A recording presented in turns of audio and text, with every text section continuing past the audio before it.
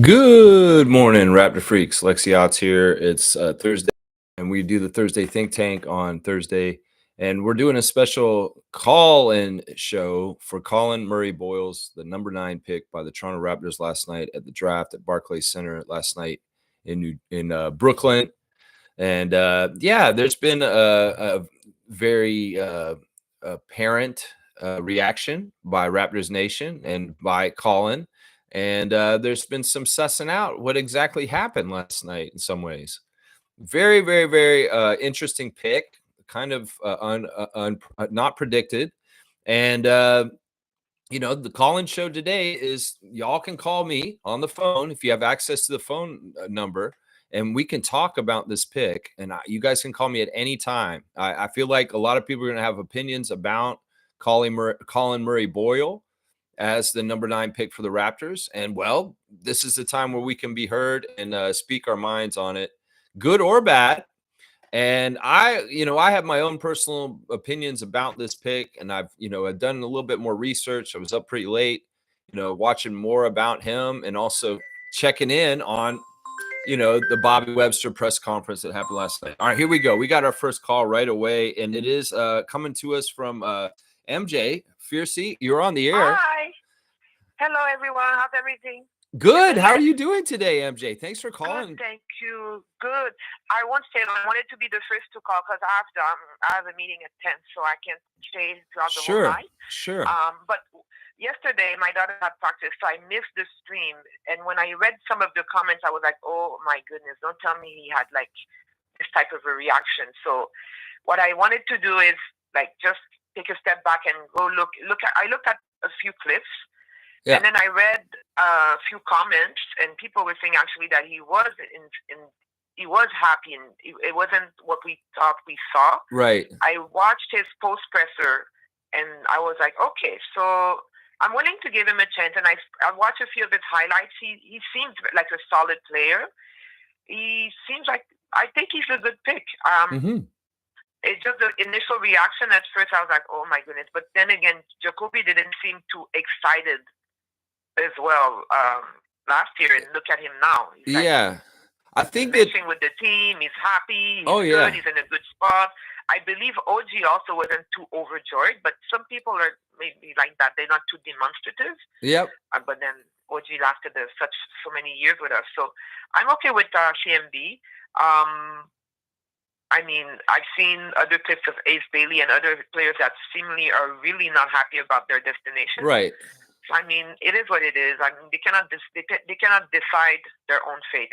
They have to deal with it. Like, sometimes you're at a work environment. You're not going to get along, or you're not going to approve with everything that's happening. But that's life. You cannot be dictating every move of your life and everything that happens. So you need to. It has to do with dealing with change and dealing with being a good team player, collaborate. Collaboration is very important, and opening your mind, like, be open to changes. Yeah. So I think CMB will be fine in that. But I watched your stream. I wanted to see organically what your reaction was, and you were like, what? So I was like, okay, but it wasn't as bad as I think it was. Well, it's really because Common was there, and we all thought, I thought that because there was a report that Masai made a promise to Malawach, and I thought that was that basically he would have picked him if he's still available at 9. And I said, oh, it's all working out. We're watching the whole draft, and we're seeing Common continue to fall. And then all of a sudden, it's Collin Murray-Boyles, and everybody's kind of like, and that's really what it was, is that we saw Common there, and we said, okay, we're just going to pick Common now, but it was Murray-Boyles. And I think that's this may very well be another case where the front office absolutely knows way better than the fans, just like with Scotty and Jalen Suggs. And it's kind of ironic that in some ways, Collin is a similar player to Scotty in some ways. He isn't in some other ways. It's interesting. I really deep dived on him last night to try and figure out what's going on with this pick. And it was very helpful that Bobby Webster did do a press conference at midnight last night. And there was also an interview with Collin So I kind of get the pieces of it all together more. I really do feel like they may think that Malawach is too much of a project and that he may take too long with certain things. And they've already got Shamshay in that kind of role on the team. Exactly. And if anybody's going to know whether to take Common or not, I'm pretty sure Ujiri does know that. Exactly. So, and I'll let you go now, but I've seen in the comments, Shirka made a very valid point that CMB, it's not to be part of the starting five. We're building our bench, right? Yep. Bench 2.0. So I'm thinking in that optic, it's a very I think it's a good pick. Yeah. Yeah, I somebody said in the comments on the stream last night, and I didn't pick up on it until now. They mentioned Cason Wallace, and I'm like, you know what? In some ways, Cason Wallace and what he did for the Thunder just now in the finals, that kind of energy is what Collin is. Except he's 6'7" and he's a forward. So that's kind of an interesting thing to think about with this is that Murray-Boyles is going to be kind of like a Wallace, but he's a forward Wallace. Does that make sense? Okay. Yeah. Makes sense. Fiercely, I hope you have a fantastic day at work and your meeting goes well. And you're exactly right about collaboration. And you're exactly right about, in some ways, the NBA is it's a big organization and you have different departments and there are 30 different teams. And you get sent to different departments depending on how things are. And it's all how you want to take it. So exactly. I mean, it's an opportunity not every player gets. So at least you're in the NBA. So you should, first of all, be grateful. Yeah. And just embrace the journey. Exactly. And the opportunity. Yeah. And I think it's interesting, too, that Bobby said that they didn't let him know. They didn't tip him off that they were going to draft him.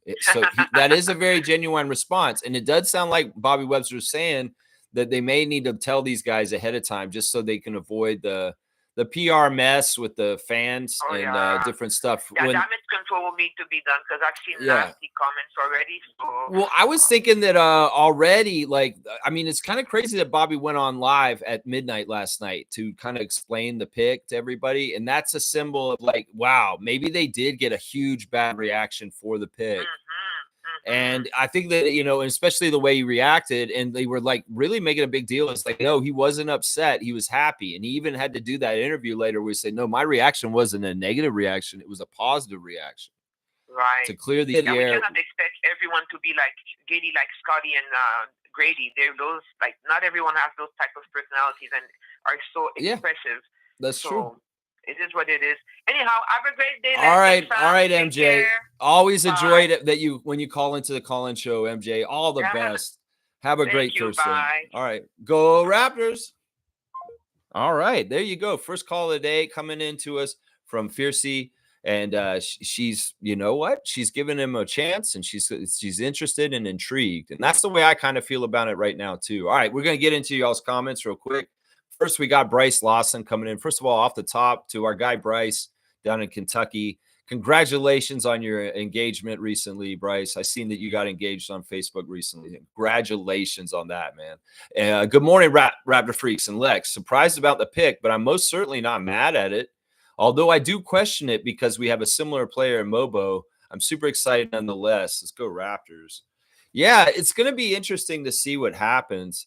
As far as things, you know, basically what has happened here is I really started to understand that, yes, 6'9" vision is still around in some ways. Bobby and Masai love this frame of player. And I think that what it is that Webster and Masai, they think that, you know, these kind of players that are defensive two ways possible, like OG, like Pascal, like Scotty, like Collin Murray-Boyles, are very valuable because they're not everywhere in the league and they stockpile them. And in some ways we have a factory here where we make players like Anunoby and Siakam into bigger than what they are. And in some ways that's what they're seeing here.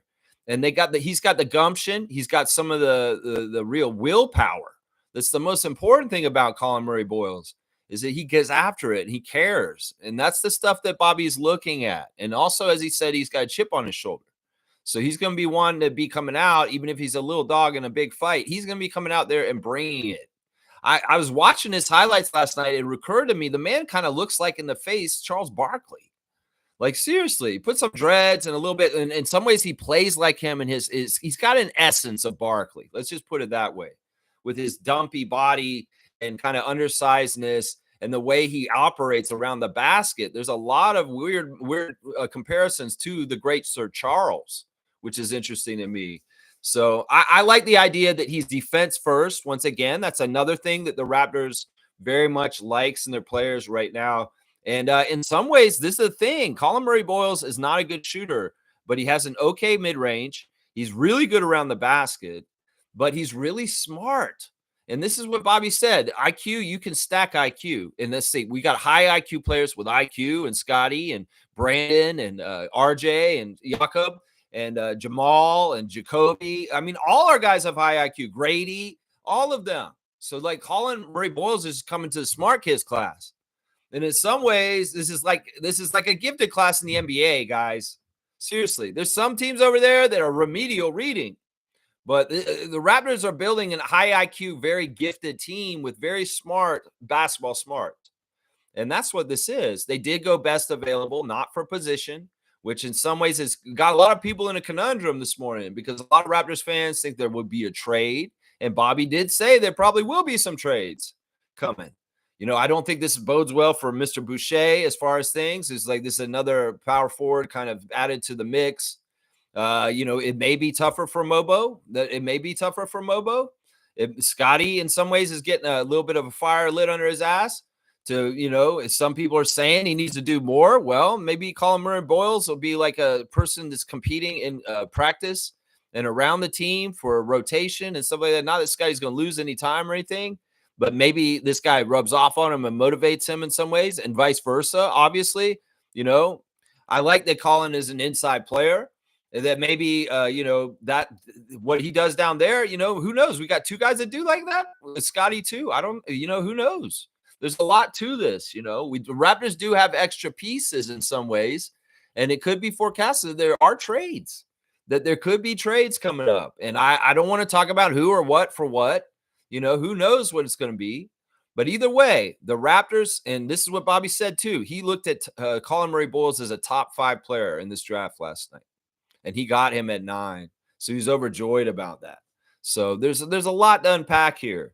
And in some ways, we got to kind of like, we see the pick by them, and then we got to go backwards and kind of see why the rationale for what they picked is. And we can talk about them not picking a center in the first round with 8 centers getting picked in the first round last night. In some ways, that was like, well, why wouldn't you do that, man? There's so many in there. Why wouldn't you just get a center? Because I think that they don't want to wait for developing centers for the most part. The Shamshay may be a pet project, and he's fine. But, you know, they don't like waiting for centers. They'd rather get one like Gasol. All right, here we go. We got our next call today. It's Neil. Neil is going to be on the call next, guys. Let me get him on here. Blackhawk, you're on the air. Welcome to the Collin Murray-Boyles Call-In Show. Ting-a-ling-a-ling. Yes, man. Yes. All right. So you know what? Hey, remember, I said this way before that Raptors weren't going to use the 9th pick on a big, because I said Raptors is going to look for who is the better player, because you're up in the top of the pick. So you're going to pick the best fruit. You know what I mean? It's not an insult to our big, but you got to understand, you got to get the value for your pick. Yeah. You know, you can invest more in a second round pick for your pick. Yes. And that's coming up today, right? 39. Right, we see that Maxime Renault is still available for the second round. We could see, I don't know if he'll fall to 9, but I would love that if we could get Stanford's Renault.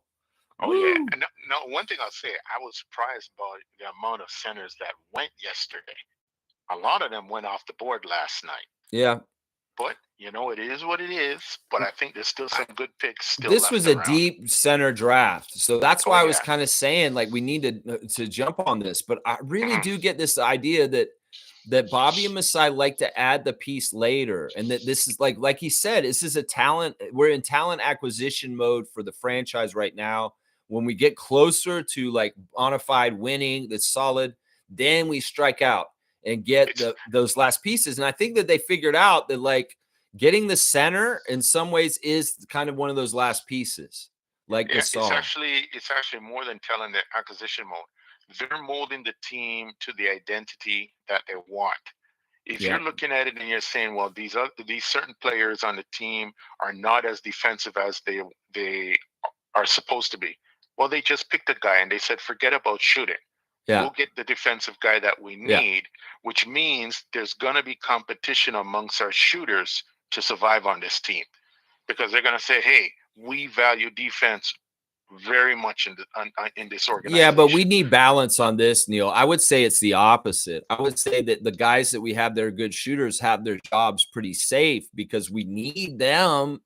And in some ways, you know, Collin, it's a weird thing because it's kind of similar to Scotty, where it's like he has a certain kind of like defense first mentality, and that was the knock on Scott too, was he wasn't a good shooter coming in. But I think you're totally right about the value for talent, and also about the mentality about being a defensive player. Like Darko is going to play this guy because he's a dog. It gets him minutes on the floor. And the other thing is that you know, Jay Billis was saying last night he was the second best defensive player in the draft this year. Correct. So if the other caller who's calling, you can call afterwards. Yeah, when you look at the highlights, he looks very intelligent. Just a few things to fix up. But again, remember, every rookie has something to fix. Yeah. Right? That's a growth. I mean, like when people are looking at Mogbo, hey, that was Mogbo's first year. His Jonathan. Jonathan is in some ways he's kind of like a project like Shamshay. Right. But this is the thing. Collin is a thing. He comes in already at a certain level to be able to help the team. That's another thing that's interesting about it, because you know, you think about the Ingram trade, the Raptors kind of hyper speeded a little bit from being bottom of the barrel rebuild to like we're in the mid level at least, if not possibly in the top of the Eastern Conference next year, especially with teams looking injured, and also the fact that you know. Brandon, we don't know what he's going to add yet. And it could very well be that if we are going to do something like make noise in the playoffs next year, we need a guy who may be able to help in his rookie year. And Collin Murray-Boyles seems like that kind of guy who could do good things to help us with his grittiness and his, you know, I love the stats for him. I love that he just has a tenacity to him. And he's a top end Kawhi right now. Right, because you're looking at a two-way player, is what you're looking at. Yeah, but he doesn't have any of that offense. He has to prove his offense. Right? Yeah, I don't know. That may be a stretch for a comparison. Not really, because remember this, right? Every rookie starts out rough and gets refined as you go along. Yeah. But if they pick this guy, this is the vision they have. They're not gonna say they're gonna have limited vision on what they're doing. Yeah, they're gonna say, that's fair. I can take this guy and I want to get him from here, which is at the bottom, and I want to get him up to here at the top. Yeah. Although you can't see my hands, right? But the goal is there's any player they've picked, they don't want them to remain the same way they came in. They want them to be of course. They want to develop them. Yeah. Right. So and this is why I also point out to you, right? As you put in this piece, you're looking to say, hey, we're having competition amongst the other pieces. Yeah. So somebody else has to fall out. It's just going to take, it might take a couple of months for them to fall out to say, hey, who wins the competition? There's definitely going to be some heavy competition on the Raptors for time out there. I did hear Bobby say this, that he does think that Collin can play small ball 5. Absolutely. And that but you know, you got a few people that can play small ball 5. And he also said something about like yeah, that's true. The few of them can. He also said something about running a lineup of Jakob, Scotty, and Collin up front, and they can do that. And then somebody was saying, oh, well, what about shooters? Well, you could put Jameson and Grady out there with them, and it would probably work, or even Jacoby. Seriously, but I tell you, you're gonna see the competition between the shooters. Because if one of them needs to be stronger defensively, this is how, like every time this happens, somebody comes in, somebody else has to come back out. But they're going to make them earn their spot. They're going to make them fight for and it. that's the way to do it. And if we get these guys' talents up and they make them more attractive on the trade market, then you try and figure out like how you move it from there. You know, there are tough decisions that probably get made at some point. But I mean, I just want to see. It's a natural decision. Yeah, it's not even a tough decision. I mean, now you know, the weakness has to be flushed out of the team, and you have to get to your stronger players. So tonight, I was hoping that they're going to take a center tonight at least. We'll have to see. I agree, and I think it's a natural way to go. Or you're going on the trade market, as Bobby had mentioned. It's either happens tonight or it's going to be in the trade. He also said he also said that they would be opportunists like they were last year and add second round picks possibly throughout the night, like they did last year. Like that's how they got Shamshay. Well, they don't have any more spots. That's the only problem. Well, that's what I'm saying. They might do a trade. He said that they could have very much do a trade and get an extra pick tonight for some reason. He said that they did it last year, and he said that they're looking at it again this year. Yeah, but that means you have to send out more than what you're bringing in. Well, it means they're probably trading a player, is what it is. Yeah, because unless you're saying Boucher and well, they can't trade Boucher because he's a free agent. No, but that's what I'm saying. The only way you get a spot is if you say you don't bring these guys back. Yeah. Right? Because right now, if you're planning to bring back Boucher, there's no spot for an extra pick tonight.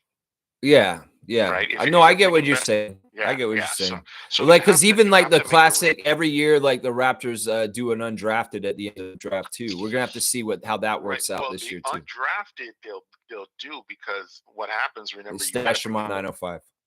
You got to bring in more players for pre-camp, right? Right, and training. Yeah. Yep. So the undrafted, but why would you waste a draft pick if you're going to just drop him at the end of the? That's true. The pre-camp. That's true. It doesn't make sense, right? That's true. So, and I mean, we are getting full up. I mean, Colin Castleton's still in the mix for us too. There's a lot of different. There's a lot of people that are involved in what's going on with the Raptors this year, and in some ways we are a pretty full roster, like you're saying right now. So yeah, well, there's your backup, right? Because if you don't get a backup center, you got him as a backup center. There, right? So there's no harm, no foul. Yeah. Right? It's just that some people may not like it, but tough. That's the way it is. So Neil, I want to wrap up the call just so we don't hold up the line. Somebody else was trying to call in too. Yeah. But any final words or last words about like with the pick last night with Collin? You know what? I'm fine with it. I'm fine with what we saw. Again, like, first of all, this guy did not know he was going to go, and that's what the pressure is about the draft to the guys that are being picked. They don't know when they're going to get called. They don't even know if they're going to get. That guy Trey Johnson fell down further than I thought. A lot of guys fell further than what I thought they would have fought. It's humbling. Down. So it's very humbling. It's very, very. I thought it was weird that Hansen he got picked really early, which is great. But then, why wouldn't they let him sit down there? Like, there were a couple of players that had to walk down. Like Yannick too. Yannick Conan Niederhauser. First of all, he didn't get an invite. Right? Yeah. So that's why he was in the crowd. He took his own money to come down and sitting in the crowd. Well, that's what I'm saying. Why wouldn't they let that man sit down there too? Because he was projected to be a second rounder. Right. So he was jump. There just in case. I mean, Niederhauser was the same thing right at the end of the draft with the first night. Yeah. In fact, I was thinking that he would have been our pick for tonight. Yannick. Yeah, he is a good one. He's a good one. Like, it's tough for me because I see all the guys that I had my top 5 for the Raptors were still on the board. Every single one of them when they picked at 9. And I was not big on getting Murray-Boyles, but obviously, once again, it's something that Masai and Bobby seeing him. Even Joan John. I think you had eyed him, and he went last night. Yep. And Asa dropped all the way in the 20s, and that surprised me. And he ended up going to the Hawks. Yeah. But hey, Neil, thanks for calling in. I want to make sure I keep moving in the stream because I got to get a lot of comments. And hopefully we'll get a few more calls also in the next hour and a half before 2 hours is up. All right. You're having a good Thursday, man.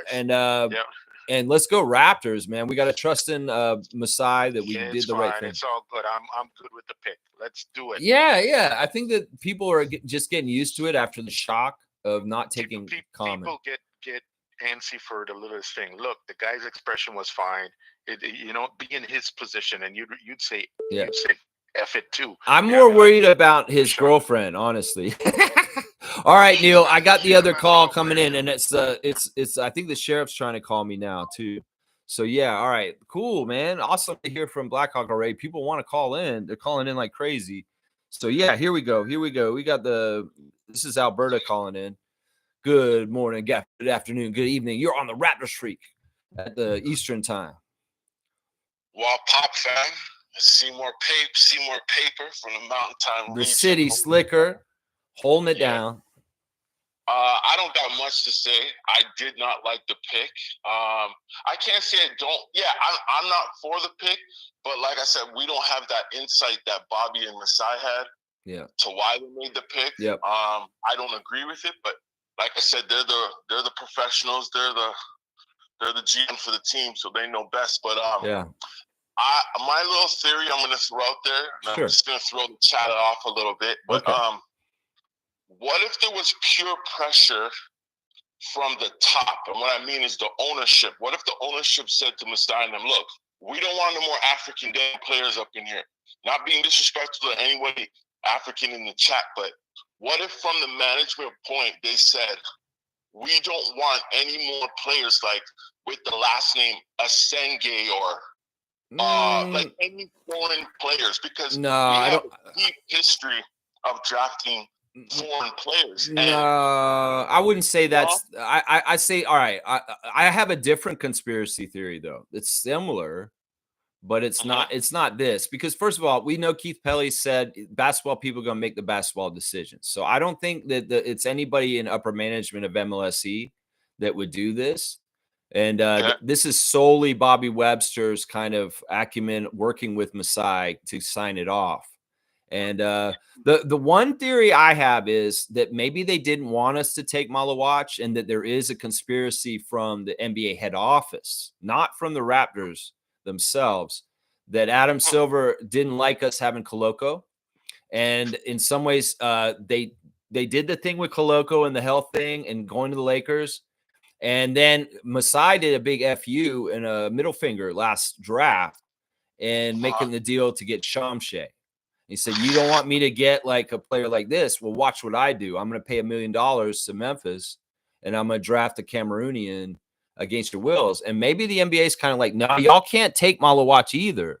This is fishy because he was there. Well, I feel like we're just like, if I was the league and I'm looking at the Raptors, I'm saying, look, there is some form of conspiracy thing happening here where all these guys are coming out of basketballs of Africa. I do understand Masai has ties to it, but we're constantly picking from a certain pool of players to bring over here. Yeah. And another thing too is, after I finished getting off the stream with y'all, I went over to ESPN. Boo, ESPN. I went over to see what Windhorse or whatever his name is. Brian Windhorse. He said, before we made the 9th pick, he said Toronto's going to go with Malawach. It's the obvious choice for them, and it's not. So on the state side, and a lot of people viewing our team from the outside was like, "Oh, this is a common choice for them. They're obviously going to go with Malawach." And I think Masai is the type of magician out there that you're never going to be able to read his hand. He's like the realest poker player. You're never going to be able to read his hand. So listen, I think if they wanted to go with Malawach, it's like, oh, that's the obvious choice. Masai will know Collin, like whether he's the right person to pick. And I think that him knowing him is the reason why we didn't pick him. Think about it that way. You know, there's a lot of people that have opinions about Collin being like he's a project. But see, we've seen so many big, huge African guys come in the league, and they've not gone anywhere. Also, you got to think about that. Yeah. So there is a bustability for Malawach, and maybe Masai just catches on to it ahead of time because he's watched him for a long time, and he's like, you know, Collin is a nice kid. He's got all the physical gifts, but I'm telling you, Bobby, he doesn't have that Kyle Lowry in him, that kind of thing. Maybe that's what it is. Did you lose a spot? Well, did you lose a spot in your head too, like scratching away? Because I'm looking at the roster and I'm saying, okay, we need a big. Yeah. I'm on the board. We need a big. And then I heard Collin Murray-Boyles, and I'm sitting there scratching my fucking head. Yeah. No, I totally get I totally get why you're feeling like this, because I feel the same way. We've got a logjam at wing.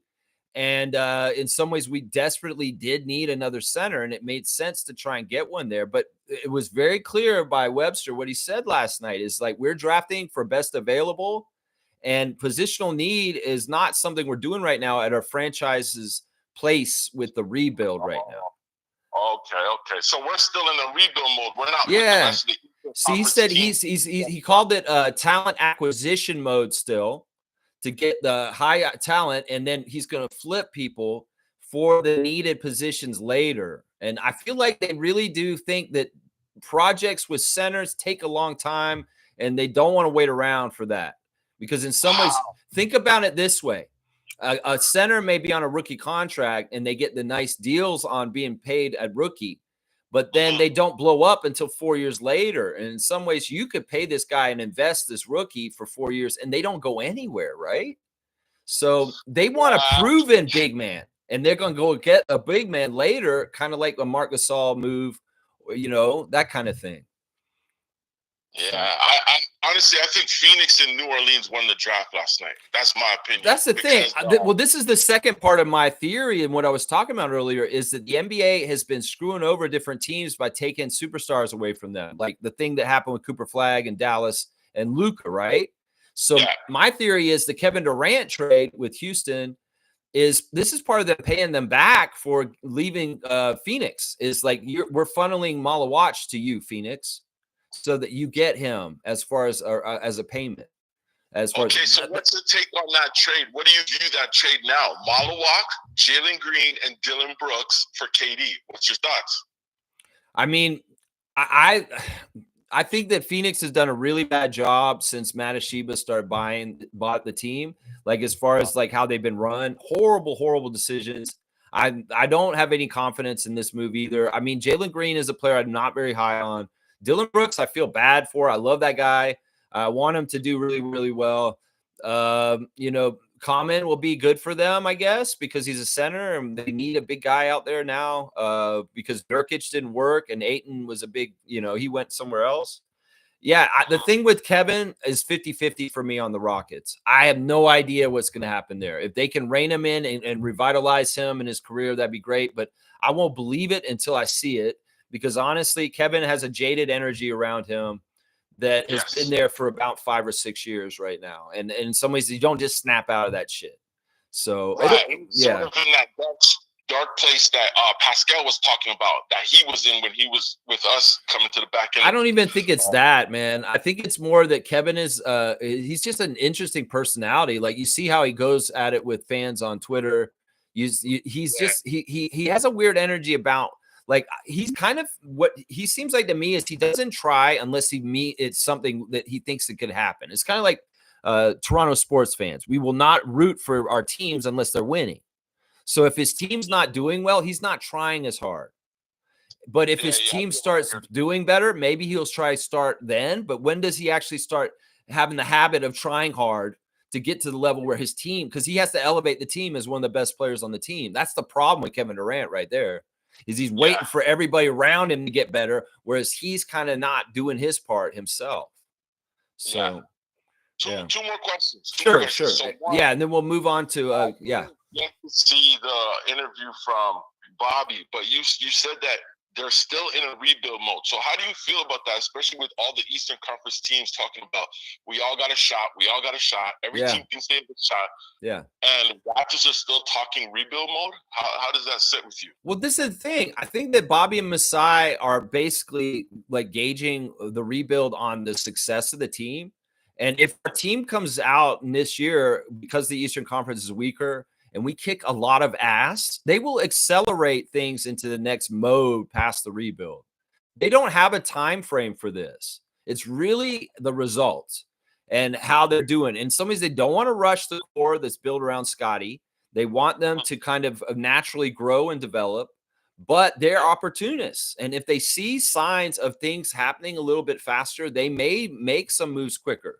But because there hasn't been a playoff appearance, and because the record hasn't been so good yet, this is why they're still in this mode. I really think it is. But if Brandon shows up, Collin shows up, and we just kick a lot of ass this year, don't be surprised if they do some of these moves around the trade deadline and the All-Star game in the middle of the season coming up to try and strike for a deep playoff run for the Raptors.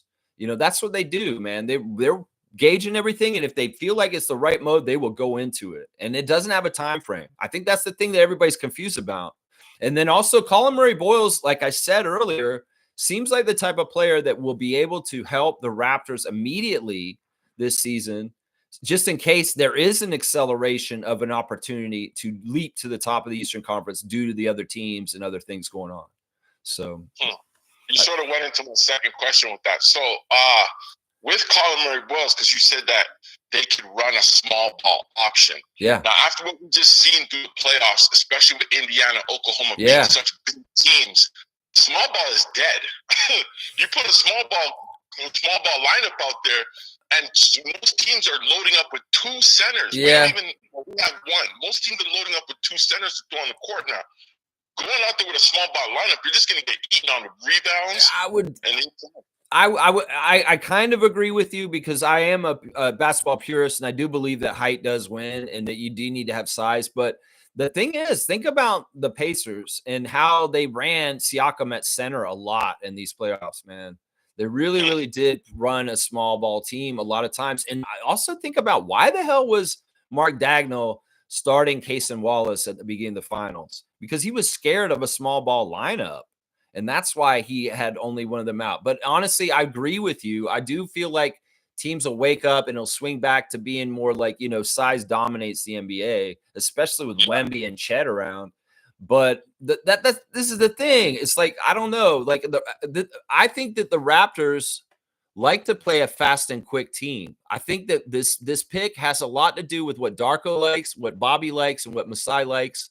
And it's basically a gritty kind of Kyle Lowry kind of chip on his shoulder, kind of defensive first, possible two-way player. His offense will come down the road. A guy who gets after it. It's an attitude thing. It's all this kind of stuff. And it doesn't hurt that CMB's combine numbers were stellar. It doesn't hurt that the analytics, in some ways, he's the analytics darling of this draft. Seriously. Like his analytics are off the charts. And I know, in some ways, this is the stuff that like Bobby Masai are going to meld together with just the eye test with the actual numbers. And all this was pointing to him. So, yeah. All right, yo, All right, Seymour, man. It's always a pleasure to get my call from Calgary, my guy. Yeah, yo. Shout out everybody in the chat. Let's go.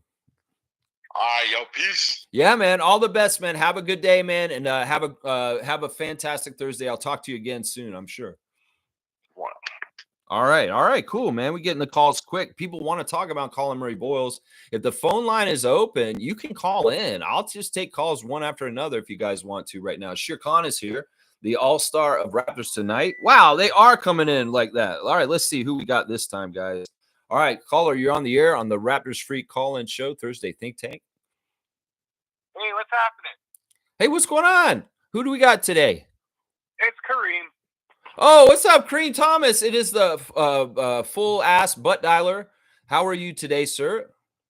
Not bad. A little agitated with the pick yesterday. I'm not going to lie. Yeah. But, just give me a couple of hours. I always say, like, give me 24 hours, and then I'll be back on the train. But it didn't sit right with me picking Collin. Yeah. Nothing against Collin. I'm sure he's going to pan out to be a great player. I was looking at the draft more that the Raptors should draft for need. Yeah. Instead of Collin, right? Again, no knock on Collin. I know he's going to be a fantastic player. I just feel like even last year it was almost like the same thing. That we got Ulrich in the second round and stuff like that, but like again, we could have got a center. But we veered away from it. This is 2 years in a row now. We are so lucky to have Jakob, but again, if he's not healthy, the Raptors we're ass. Right? This is a good point. Like I felt the similar way a little bit about Jacoby last year because we had just drafted Grady, and it was kind of like, but you can see how they're very different and how they kind of work things on the court and stuff. It's very obvious that Bobby Webster's style is to pick best available at this time. He's not worried about positional need. And in some ways, the work for positional need is obviously going to come through either a trade or very non-likely but possible free agency. So, yeah. And another, like, where does on the picket line. Like we have Grady, Ochai, Well, and then I would put him in the depth chart at 4. I would put him in the depth chart at 4 away from those guys. It would be more like, it's kind of like I see him coming off the bench, and him and Mobo are kind of like options of similar kind of ways, kind of thing. So I think Mobo is like he might be like a year away from what Collin is right now, but I think his trajectory could be 10 times bigger than what Collin is, just because he has a little bit of a height advantage. It's tough to say. And he has a better shot. And like, if you're that may be true. Yeah. It may be that Jonathan's gone further with his shot already, but this is the thing. Murray-Boyles is already saying he knows that's his weakness and that he's going to hit the ground running and trying to fix this. And what did they say in the interview? They said if you make your your outside shot better, everything's going to open up for you. So, yeah, absolutely. But in contrast, what if we did draft Common? You know, like I feel like he's almost a plug-in. He's right away. Like we could put him in as a backup right away. Obviously, he's not going to put up 15, 20 points a game, but he is a defensive stalwart, and you don't come across 7'1" guys who have like a friggin' 8-foot wingspan. Yeah, you don't get those every day, and it's just like I think after Yacht, we could have put him in. He could alter shots.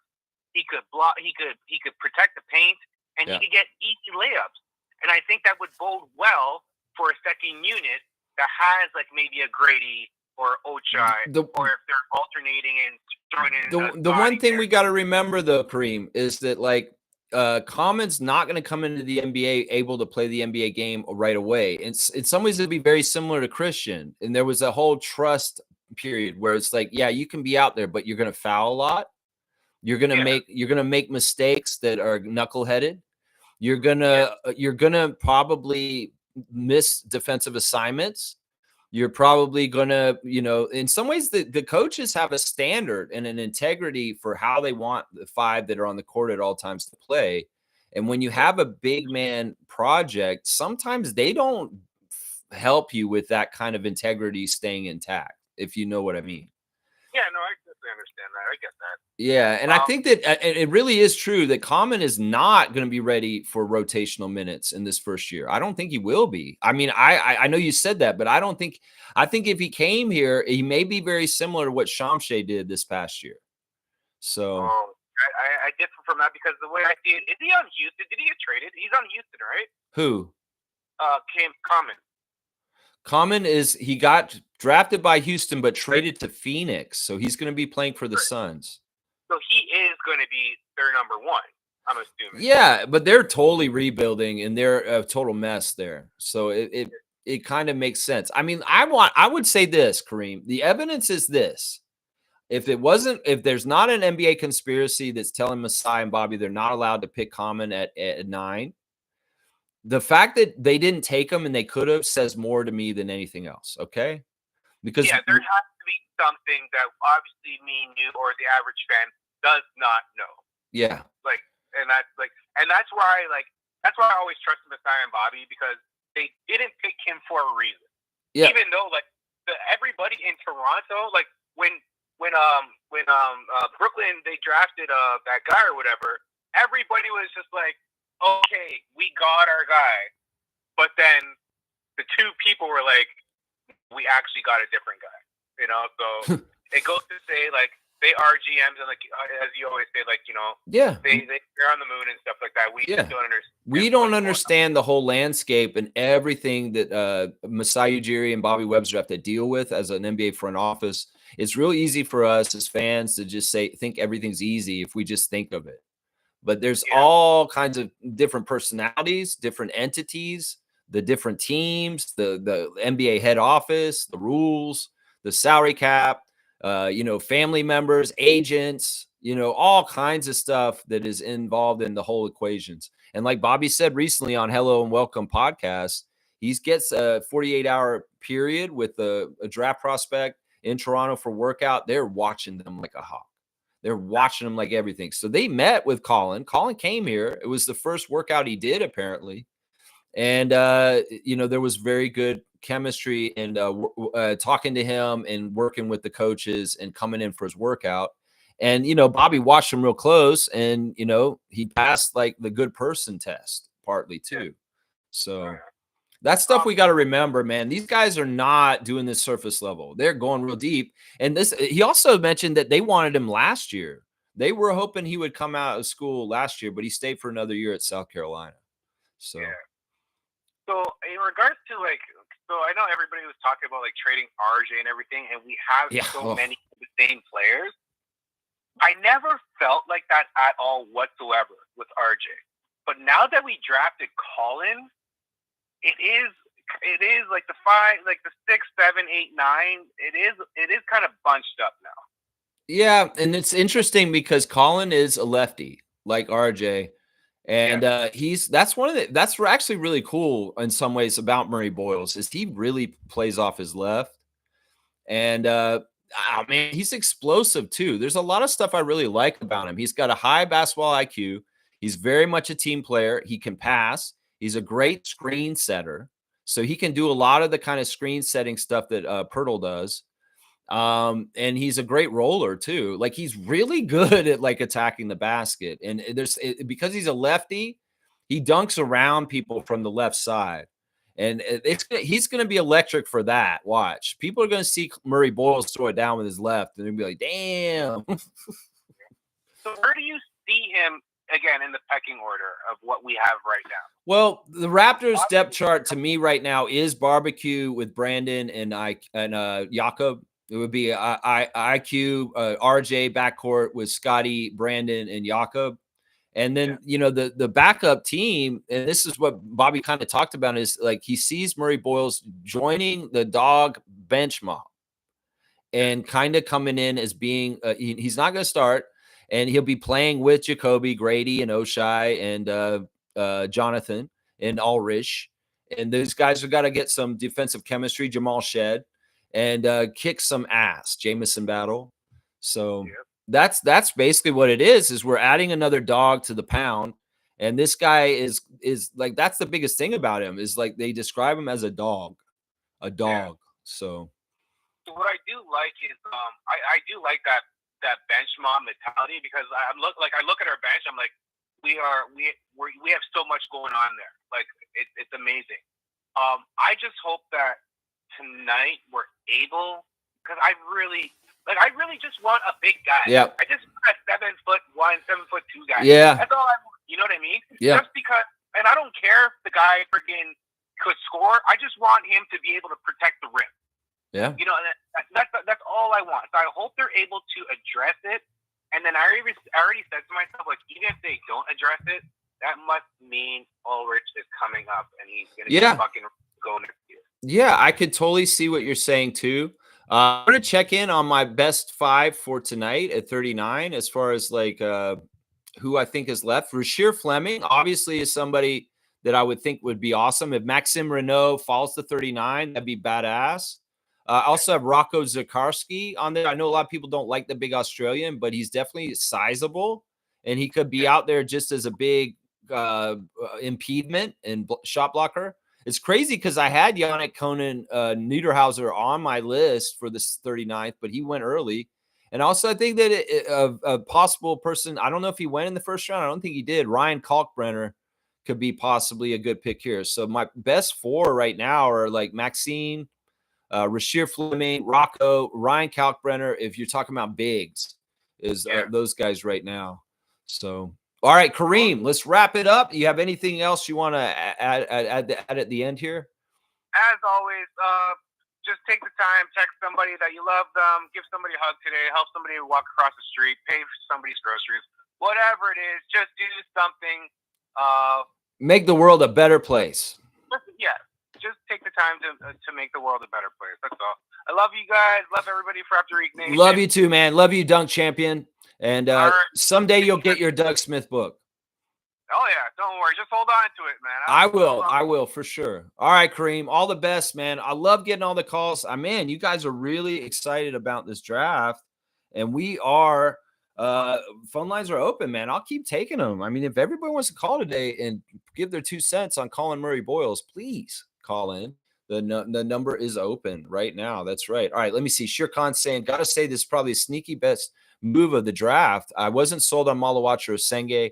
Don't see all team potential, whereas CMB can most definitely be that guy with the Green comparison. Yeah, the Draymond Green comparison annoys me. But in some ways, the way he's talking about it himself is saying he studies Draymond for his switchability on defense. And this is the interesting thing. Like, I think that Collin, in some ways, the main reason why we got him is that he's like a defensive genius in some ways. And that he, we get a player with stocks like Scotty. That's basically what Collin is. There's a scale of Scotty Barnes, Ron Harper Jr., and Collin Murray-Boyles is probably closer to Scotty Barnes than Ron Harper Jr. in some ways. If you think about that as a similar size kind of player that has an all-around game, that has a little bit of everything, but a very important defensive aspect to Collin Murray-Boyles. But yeah, Shir Khan, great to see you in the chat this morning, man. And I hope you've been doing very, very well. Our former Raptor Freak Rookie of the Year, Shir Khan. That's right. He's saying Raptors didn't make this pick thinking of the starting 5. They are planning to go deep on the bench because as is, they don't really have a distributor for the shooters. CMB can be a bench Scotty. Yeah, maybe that's what it is right there. I mean, in some ways, we were saying that Mobo was doing this role a bit for the Raptors last year, being a little bit of a mini Scotty. But in some ways, Collin is a talent upgrade on that. Seriously, no ifs, ands, or buts. We're talking about the first pick in the second round last year out of San Francisco and Jonathan Mobo versus a lottery pick at number 9 out of South Carolina in Collin Murray-Boyles. It's kind of like people that collect things, right? You may collect comic books or something like, and you get a better version of it. You can, I'm not trying to say that Jonathan's discarded or anything like that, because he's definitely great for our depth and our team camaraderie and all kinds of different things. He's essential. I want him around here. But I'm just saying, you can get that little bit of a talent upgrade in that position for this off the bench. And I think that's an apropos thing. A bench Scotty? Interesting. It's not going to be scoring like Scott, but he will probably be doing certain things as far as defensively like Scott. I would say that. Fiercely saying, good morning, fam. Happy Thursday. I'll call in. Great to have your call earlier. Kaloy saying, after watching video analysis on CMB, I believe Masai pulled out another one. Yeah, I mean, this is the thing we're going to see in the long run. And, this is a great thing. Collin admitted himself in the interview last night that the Raptors have a great track record of developing forwards, and that excites him. So he's a very heady guy. He understands things. He's down in getting it. It's all a whirlwind, and hopefully we'll see him make the Instagram post of him playing the Drake song soon. That's right. I want to see that, Collin. You got your draft night celebrations, but yeah, we need to see this social media post announcing your Toronto Raptors drafting. That's right. Cool Cat is here. Coach is in the house. Good morning, Raptor Free crew. CMB has worked out for the Raptors as usual. No one knew about it. Yeah, and he said it was the first workout he did for any team in the NBA, and he said it went really well, and it seemed like the vibing between the team and him was good. So there you go. Does this mean that his girlfriend may have a higher chance of playing for the Toronto Tempo? Well, that'd be kind of ideal, wouldn't it? Chloe Kitts plays for South Carolina. She's quite a good player, actually. She has a national championship with the Gamecocks. And, could she be on Teresa Resch's draft list next year? Is she coming out next year? I don't even know. Is she good enough to play in the WNBA? I'm not totally sure. But maybe she is. Maybe this is a nice little fit considering her boyfriend's playing for the Raptors. So we'll have to see how that goes. I know in some ways maybe, that could be a great opportunity for you, Chloe. It did seem like you had a very sharp reaction to the draft thing.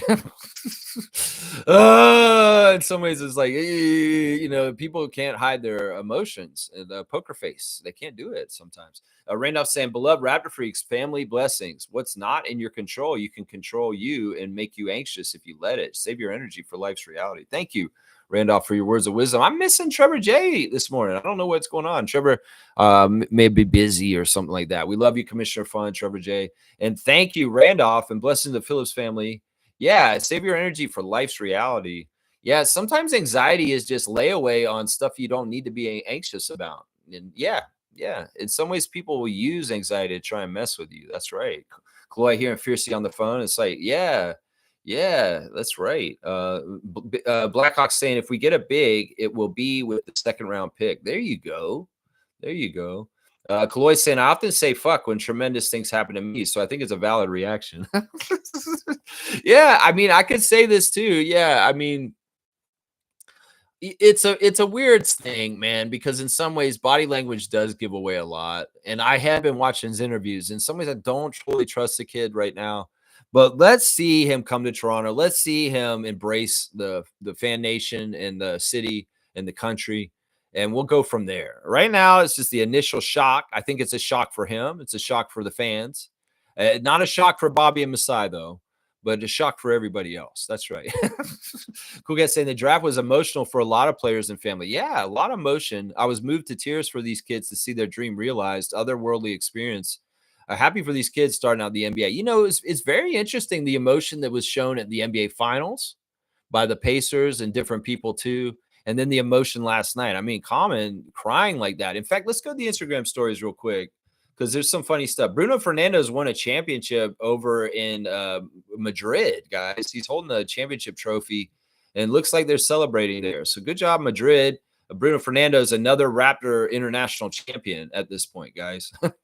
They're doing the champagne dancing. Scotty was watching the draft last night. He was pretty hyped about the draft last night, and there he is working out also. He's got a chain, and he's doing push-ups and doing all kinds of working out. That's right, Scott. Get stronger and come back next year and dominate the Eastern Conference. It's wide open for you, bro. You got to see what's happening with the news in the Eastern Conference and be licking your chops, Scotty Wayne Barnes, because, yeah, you could go somewhere big time in the playoffs next year if you get things right. He's celebrating drafted Collin Murray-Boyles. So Scotty acknowledging the draft pick and saying, let's get it. You know, that's what I say, Scotty. The competition is going to be fierce, man. You're the top dog. You're the franchise face. And now you got a new dog in the pound to help you in the fight, man. Let's get it. That's right, man. Let's go. Yeah, let's see. What else do we got on the Instagram stories? There's a funny one from, let's see. They're showing the moment where Masai talks to Collin Murray-Boyles. He's saying, thank you so much to Masai. And he's like, are you ready? Are you ready to come up here? You ready to get to work? And he's saying, yeah, I'm ready to come down there. I'm like, come down there, bro. No, you come up when you come to Toronto. That's right. You come up in the plane. Toronto Tempo president, Teresa Resch is showing international sports stuff. And there she is in a picture with Monica Wright Rogers, the GM of the Toronto Tempo. Love it. Love it so much. Hello, Jack is welcoming Collin Murray-Boyles on his Instagram. Hello. That's what Jack says. Let's see. AJ Lawson in the gym working. We looked at that already. I think I did these stories last night during the game because, of course, they do last week. He's put on blast Collin Murray-Boyles drafted to the Raptors. Shamshay posted Malawatch get drafted at number 10. And he has the crying emojis. Yeah, I've never seen somebody like cry like Common did. His draft pictures are always going to have like tears all over his face. It is what it is. It's a pure emotion. But I have a theory about why there's so much emotion in the world right now. Because in some ways, people are scared and things are going on in weird ways around the world. And there's just like, you know, between the pandemic and the crazy ass shit going on in the United States, people are a little bit more tense and more apt for tears, I think, a little bit more emotional these days. Lindsey Dunn putting on blast Alex and Will for the Hello and Welcome podcast. Matt Devlin, it was his birthday yesterday, y'all. I never knew what Matt Devlin's birthday was because it's not on his Wikipedia. He's hit it. But Rich Paul and Clutch put him on blast for his birthday yesterday, y'all. And I guess Matt Devlin's Clutch, y'all. I didn't even realize that, y'all. Our announcer is actually Clutch client, too. But yeah, it was Matt Devlin's birthday, y'all. So happy belated birthday, Matt Devlin. I know your birthday now. It's been added to the Raptors freak birthday calendar. Hilarious. Lou Dort celebrating, walking down the street with the Haitian flag and no shirt on, and that championship in Oklahoma City. That's cool to see. Yeah, okay. Collin Murray-Boyles has posted his draft stuff with the Raptors. There's the draft hat and a picture of him reacting. There you go. He's got hearts on it. There you go. All right, Collin. There you go. We like to see that. Let's see. What else do we have? Anything else that's important? Not really. It's mostly just guys working out and other stuff I already went over yesterday. So yeah, there's your Instagram stories. Ulrich Shamshay kind of trolling Collin Murray-Boyles, guys. kind of trolling him. Yeah, I think the emotions are running high in sports in general because times are weird in the world today and everybody's a little bit more edgy. I think that's part of it right now. I mean, you got to also figure these are kids that got drafted last night. They went through the pandemic like in formative years just a couple years ago. Like they were younger. So I don't know, man. This world's going weird way and people are more emotional. I think that's what it is. All right, we got this is our guy Stargate on the phone today. Hello, Stargate. You're on the Thursday Think Tank Call-In Show. Let's hear what you have to say today about the draft. Hey, what's going on, man? Good to hear from you, man. Yeah. Well, what a night last night, Yeah. Yeah, no kidding. Yeah. Well, I mean, as people would know, Collin Murray-Boyles was one of the people I had as a no. Yeah, me too. Yeah, right. It's the undersized thing, right? Yeah, that's all it was, the undersized thing. But I was looking at, and I think you were doing the same thing. We were looking and scouting players as to our need. What was told to us, right? I mean, Masai told us, okay, we're going to be looking for size. We're going to be looking for a big man in the draft, right? And from that time on until I would say till Dan Tolzman came and started talking, that's where my mind was, right? But when I heard Dan talk, and he basically he actually came out and said, you know what, we're going to be drafting for the best possible. Yeah. He said that that's a philosophy of the franchise, that's something they have all the time. Right. So I'm like, I knew then that, you know what, they're probably going to draft the best player. Yeah. So I kind of like, but you could argue that this is a big though that they drafted. Yeah, that's true because he's a power forward, and I think I heard some people saying, oh well, now there's a logjam at the wing. He's not a wing player, guys. That's true. He's not a wing player, right? Yeah. Yes, he has wing size, but he's not a wing player. He's a power forward, and I know he's 6'7", right? But he may play a small ball center at times. Yeah. Well, this is the thing. I think much like Jacoby last year, because technically Jacoby Walter's undersized for his position at 6'4". Yeah. The thing is, Collin has a long wingspan that's longer than his height.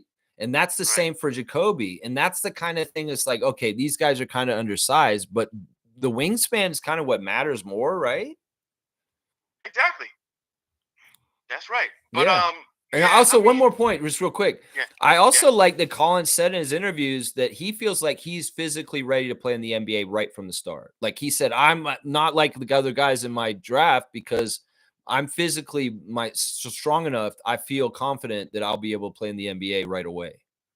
So I really, like I said this. I've been saying this the whole time. Yeah, I think their plans, right, is to fast track Shamshay. I really think so. I think Shamshay is gonna be put into the rotation this coming season. I really think so. Right? That's why they're drafting this way, right? So that's their plan. They have Scotty's backup. This is Scotty's backup now. Scotty, sit down. You're bringing Collin Murray-Boyles, and that's it. I think that it's easy for us to try and compare everybody, but I really do feel like in some ways the Raptors team, if you had the players, it's like a Baskin Robbins. They're all different flavors of ice cream, man. Yeah. I think that they're, you can compare people from physical traits. You can compare people from maybe some of the same things they may do activity-wise on a basketball court. You can compare maybe attributes and attitudes, but they are all very different. And even like when the Raptors were doing the Vision 6'9" and it was so heavy with wings, like I said, they all had different flavors. And in some ways, I feel like Collin's an interesting new add into the mix. It's a little bit more of a lot of what we have in some ways, but also in some ways it's not. It's like there's something a little different about him in some ways. So. Yeah, I mean, so like you said, you've been saying all this time, we live on Earth. They live on the moon. They live on the moon. Yeah. Right? So they are privy to certain things, certain data information that we're not privy to. Yep. So there's a reason why they picked him over Common, over anybody else that was there, right? Yep. Like, you know. Could it be this that Masai's maybe worried about Malawach's work ethic? I think I really think they really think he's a project. Yeah. And he's going to need a lot of development for the NBA game. Yeah. I think they don't have time to do that with him. They need someone now, right? Yeah. So yes, I think that's why they kind of. Because he was there. We had the opportunity. If they really wanted Common, they could have called his name at number 9 because he was there. But they didn't want him. They didn't want him. So we have to accept that, Raptors fans, that even though a lot of us had it in our minds that the big man from South Sudan was going to be our draft pick, that it didn't go that way. And that Bobby Webster and Masai Ujiri, as I say, they live on the moon. We don't understand what the gravity is up there or how much you can you bounce around, boing, boing, because we don't live there. We don't understand what it's like to be a GM. And everybody can act like they know what they think that the Raptors should do.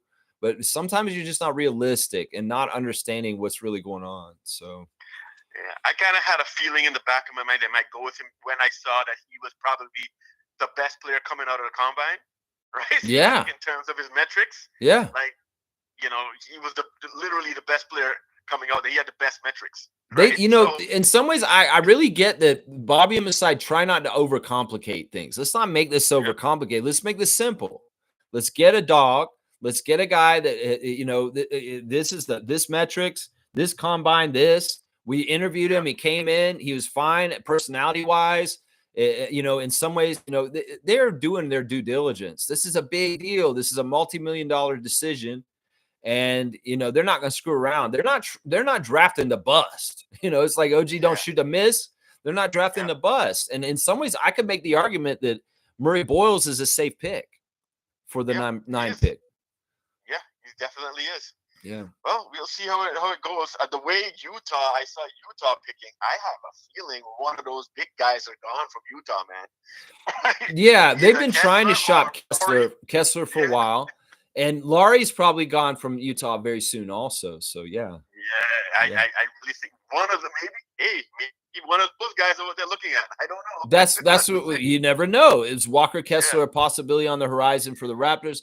Is the Grizzlies going to blow up even further down the road that Zach Edey's available? Zach Edey, at some point. It's like, there's a lot of potential things. And Bobby and Masai are opportunists. And they like opportunity. They had the opportunity to get Jacoby at 19. They had the opportunity to get Collin Murray-Boyles at 9. They had the opportunity to trade and get Brandon Ingram in a bad position in New Orleans. So they're opportunists. And that's what they're going to do. They're going to opportune on what they see is coming up in the moment. And the other thing is, I want Raptors Nation to stop having this timeline in their minds about rebuild and championship aspirations and stuff. Yeah, that's annoying. In some ways, we make our own schedule. We do our own thing. We don't copycat the other teams because we're the only Canadian team. We got to do things different. And also, we have different ways we have to do things. And it's really, really good that our front office is badass at drafting because free agency, we're at a detriment. And in some ways, like we could switch it up from rebuild to retool to competing in the playoffs very, very quickly. And within a season. Yeah. And media and Raptors fans should just be like, you know what? They do it different than everybody else. And just because the Raptors may not be doing it the textbook way the NBA is doing it in certain ways doesn't mean it's wrong.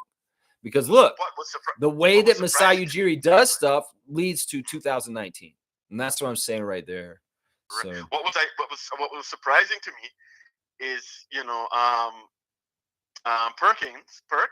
Yeah. Big Perk had said, he actually said it, on live TV that he thinks the Raptors could at least be a 6 seed in the East this season coming up. I'm like, whoa. Well, of course.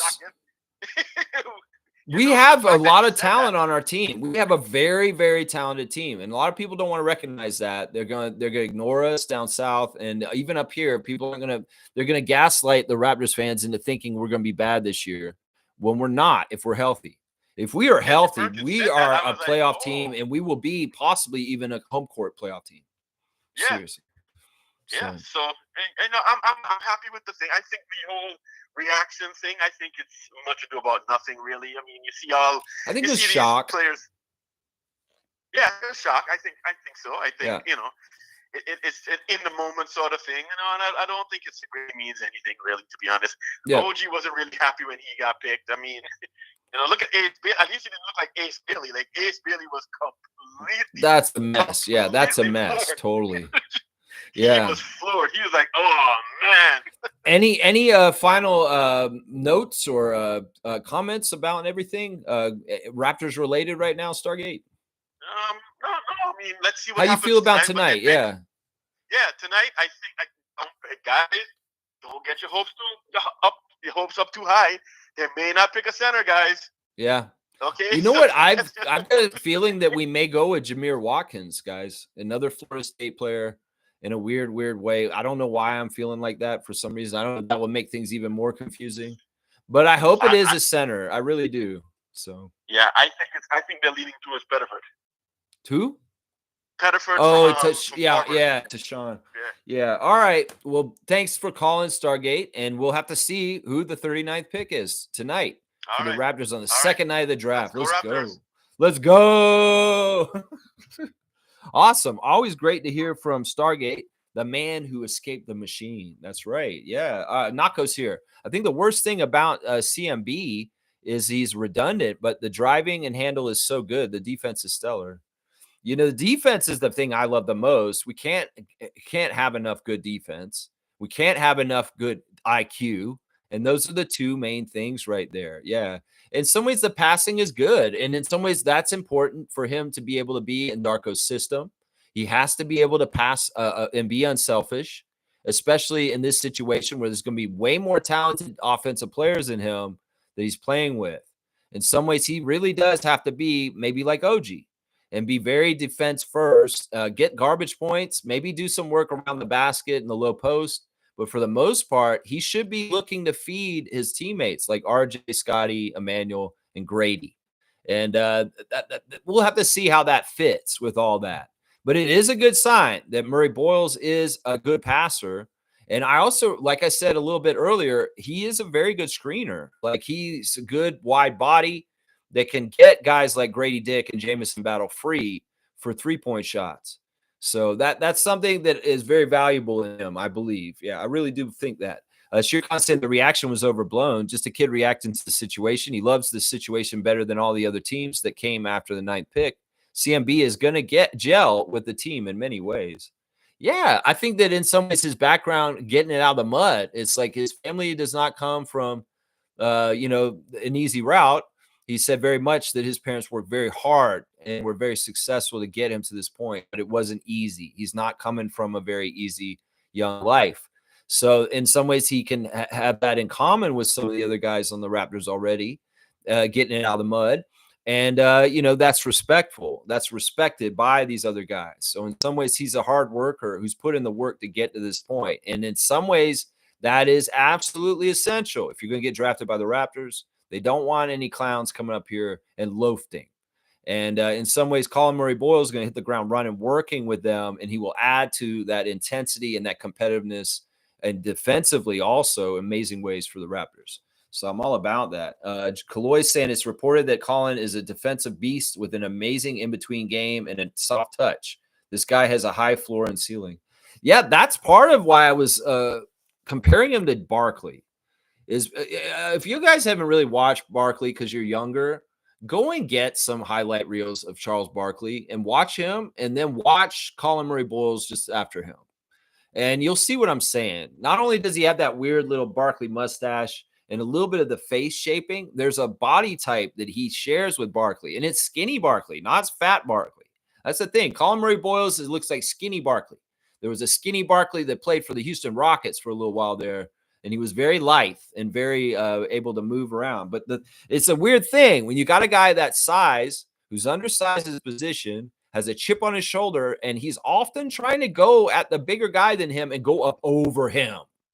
So that's why I was saying in some ways Barkley-esque. Some people would say Draymond Green, but I'm going to say this, at least with his low post moves and his scoring around the basket, the soft touch, along with the bully kind of, I'm a little guy, I'm going to come into you and I'm going to put the ball up over you, or I might even dunk over you with my left hand. That is very Barkley-esque. And some of it is like this really weird, like flip shots that are like just the right English so that the ball will fall into the hoop. Like he's really is good around the basket. And it's not, I'm saying that he's going to be Charles Barkley, guys.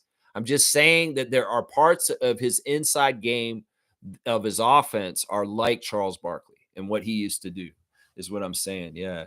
Let's see. Nako saying CMB, I think, has a better handle than Scotty. God forbid you say that, Nako. That's a strike. Nobody has a better handle than our guy, Scotty. Don't you do that. That's right. We're not comparing this guy against our guys. Come on now. Kaloy saying, as DJ Khaled says, Bobby Masai pulled another one. There you go. DJ Khaled, we got the best in draft picks.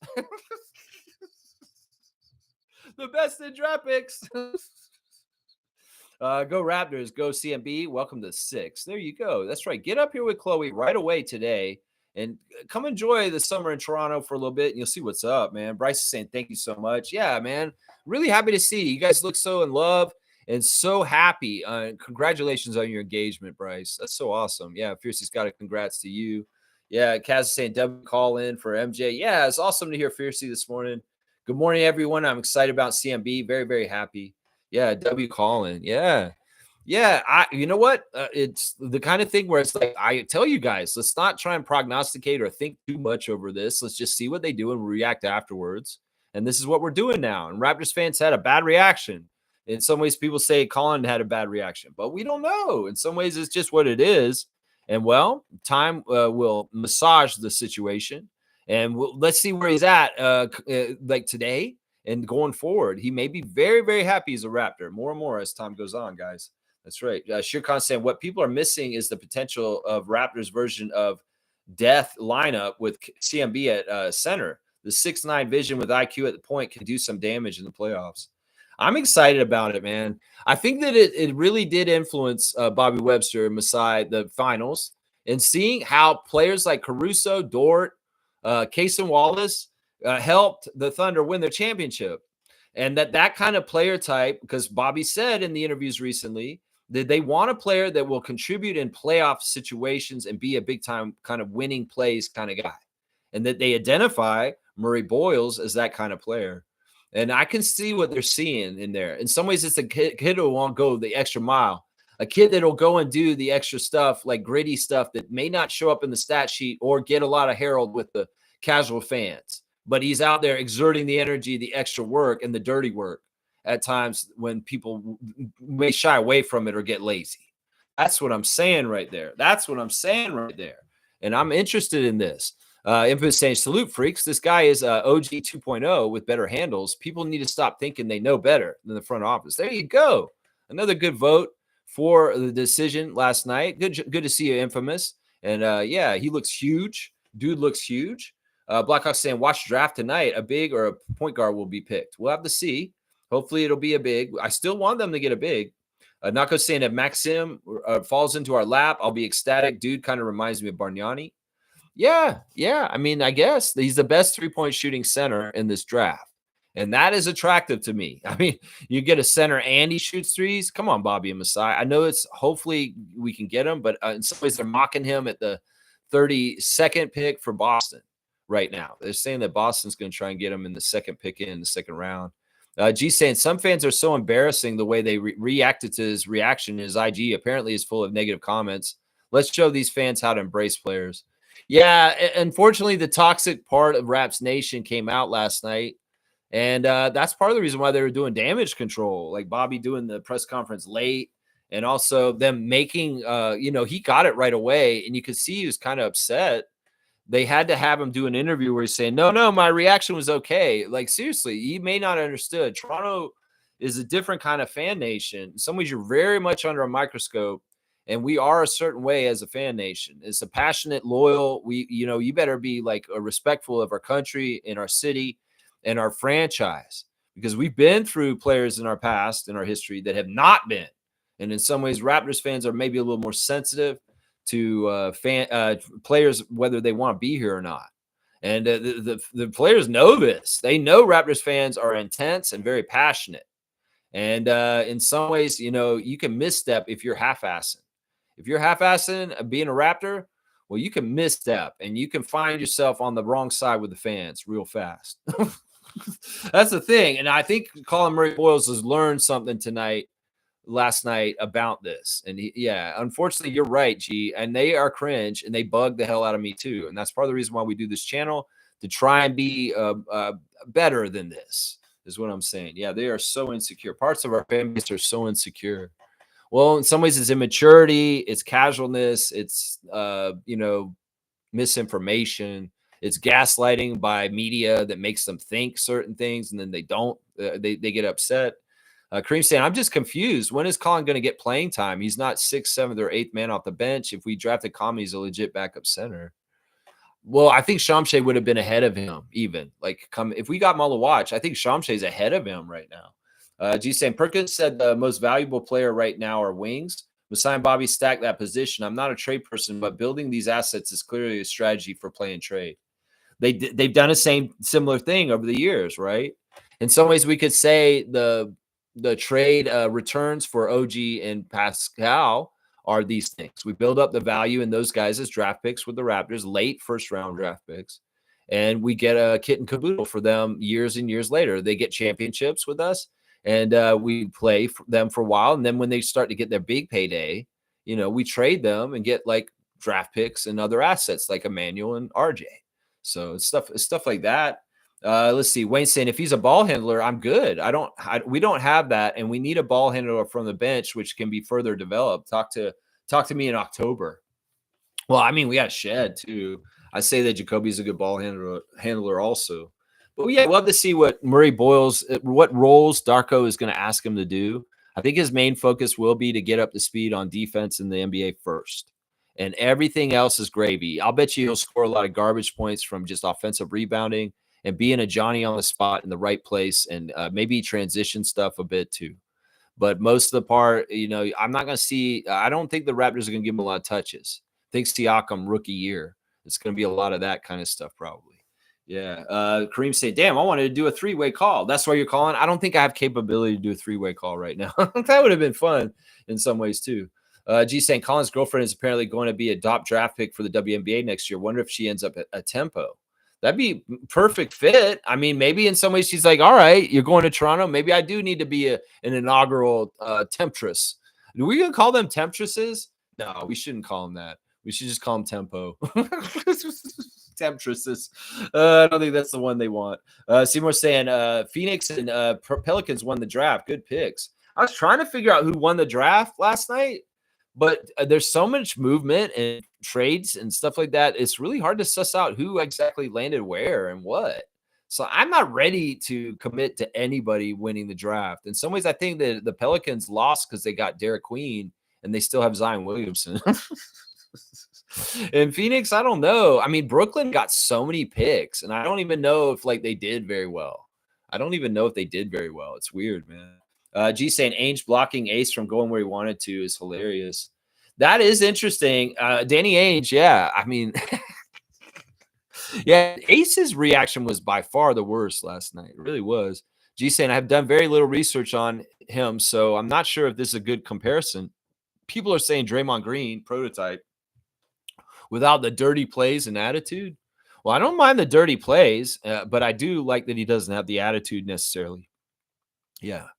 I don't know. I hate comparing people to Draymond Green. I feel like it's such an easy comparison everybody does these days, and I don't think it's fair. I would say, once again, he's on the scale between Scotty and Ron Harper Jr., somewhere in between as that type of player. And we'll just have to see how good he is and how much he'll carve out a role with our team. But there's a lot of promise. The offensive stuff will come later. His development curve is going to probably be like OG. Get the defense stuff down, and offense will grow. And then someone's doing the same thing with Scott right now. Scott, get your defense down, and then your offense stuff will grow later. They'll probably do the same thing with Murray-Boyles. So he's going to have grunt time in his early career where defense is absolutely his priority. Absolutely his priority. And the offense will grow as he learns the NBA game. Shirkan saying, as is the first bench wave, is going to be Oshai, Grady, Jamal, Jonathan, and CMB, followed by Jacoby, Jameson, and Ulrich for development. The team is looking good already. Free agents are there for other needs. Yeah, I don't know if Jacoby's on the third team. I don't know about that. I mean, you may want to switch Jacoby for Jonathan, something like that. Or, yeah, I don't know. I think that, yeah, it's going to be interesting. It's going to be very competitive. And getting on the rotation for the Raptors is going to be an accomplishment in itself this season for a lot of these guys. Yes, Kareem's saying Seymour brings up a good point. Usually does. He's pretty good. Senge is French. Yeah. Raptors pick a player that is on Scott's timeline. That's right. That's another thing. Scott, this guy's 20, so he's not super young. So he's right around the age with Grady and Kobe. And that's the other thing is like if we'd taken Malawach, he may be too far behind on the timeline to catch up with guys because he is a project. He definitely is. Kaloy saying one thing for sure: all those rumors related to us are bullshit. It actually was a lot of talk, Bobby said, because as he put it, the Raptors were one of the few teams in the top 10 that were willing to trade their pick, the number 9. And so they did take a lot of calls and a lot of things, but nothing happened. So obviously they weren't serious enough calls or good enough offers for the Raptors to actually flip the 9 for something. So, yeah. And he said it's very likely they're just going to pick number 39 tonight. That's what he said late last night. But there's a lot of bullshit rumors. And remember, once again, Raptors Nation, that the media in the United States uses the Raptors as a foil for a lot of the rumors, and they just throw their name in there. And the reason why they can do that is because it's really hard to verify whether this is actually a real rumor or not. So it's easy. And plus, Masai's prestige. So there's a lot of kind of using the Raptors name and Masai's name for different people's gains and what they want to get down south. It may be an agent leveraging something for a team or something like that. All this stuff needs to be remembered. The Raptors get added into rumors all the time, commonly, because of this. And half this stuff is not true ever. That's the funniest thing, man. G saying, this is my first year. I barely did any research because I had a feeling it would be someone we didn't expect. I'm hearing Malawach is slow on the pick and roll, and they have Shamshay to develop. Yeah, that all makes sense right there. Trivia champion number 1, G. That all makes sense right there. Yeah, I kind of like not doing a lot of research. I did way more research this year on the draft than I usually do. Like last year, I kind of just went off you guys and what you were saying. The year that Scotty got drafted, I didn't pay attention to the draft at all. So sometimes I kind of do wish I didn't. I mean, doing the channel, I have to pay attention at this point. Like I was saying, Raptors went with IQ, strength, and experience. I like that. Watch tonight. You will know where the Raptors are going. Yep, we'll see tonight. Dan Tolzman at some point said they like trading for bigs because they take longer to develop. I feel at some point they will trade for a center. Yes, that's the move. That's the move. In some ways, it's like they had Jonas developing and getting better, but we could upgrade at center when we were in striking distance to the championship, and boom, we make a trade with the Grizzlies and get Marc Gasol. And it's that kind of move. Like maybe there's a big superstar move, like a Leonard move, and then in the season when we're going for a championship, then we go get like a big guy like that, something like that. Din Loud's here. Good to see Din Loud back. What the fuck is up with Koloko? He couldn't get any time with LA. I know I was saying this last night to Laker fan.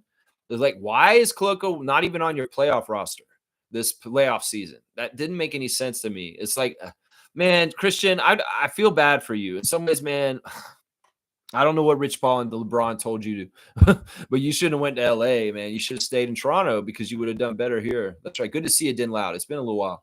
Blackhawks saying Zion is effed up, so they needed those 2 picks. They better trade Zion because if they don't, they're going to ruin Derek Queen. He's going to come in there and Zion Williamson's going to go, yeah, I'll teach you the NBA. And Derek's like, all right, cool. I like you, Zion. And he learns all these really bad habits and everything not to do in the NBA from being around Williamson. And seriously, what if, all of a sudden Derek Queen is out of shape and overweight all of a sudden because he's around Zion? Yeah, seriously. Kareem saying at Kaloy, Toronto's basically the slut in high school. Everyone just wants to talk about us, but all we do is just stand there, look pretty, and make others insecure. Yeah, this is a pretty girl who's actually not, doing that kind of stuff, but everybody hates her. So they kind of make up the rumors and say stuff, but it's not true. What's on the girl's bathroom wall? It's not true. I tell you right there. Okay, that's an interesting analogy, Kareem. I tried to make it work. It kind of works, but not really. Blackhawks saying Suns is screwed as long as Beal remains on the team. Yes. and no trade clause. Exactly right. I'm getting with you on that, Neil. I'm going to give you a dunk for that one. I completely agree. The Suns are being blocked by certain players. They got Kevin out there. But yeah. Bradley Beal's no trade clause is the biggest thing in the way for success for Phoenix Suns.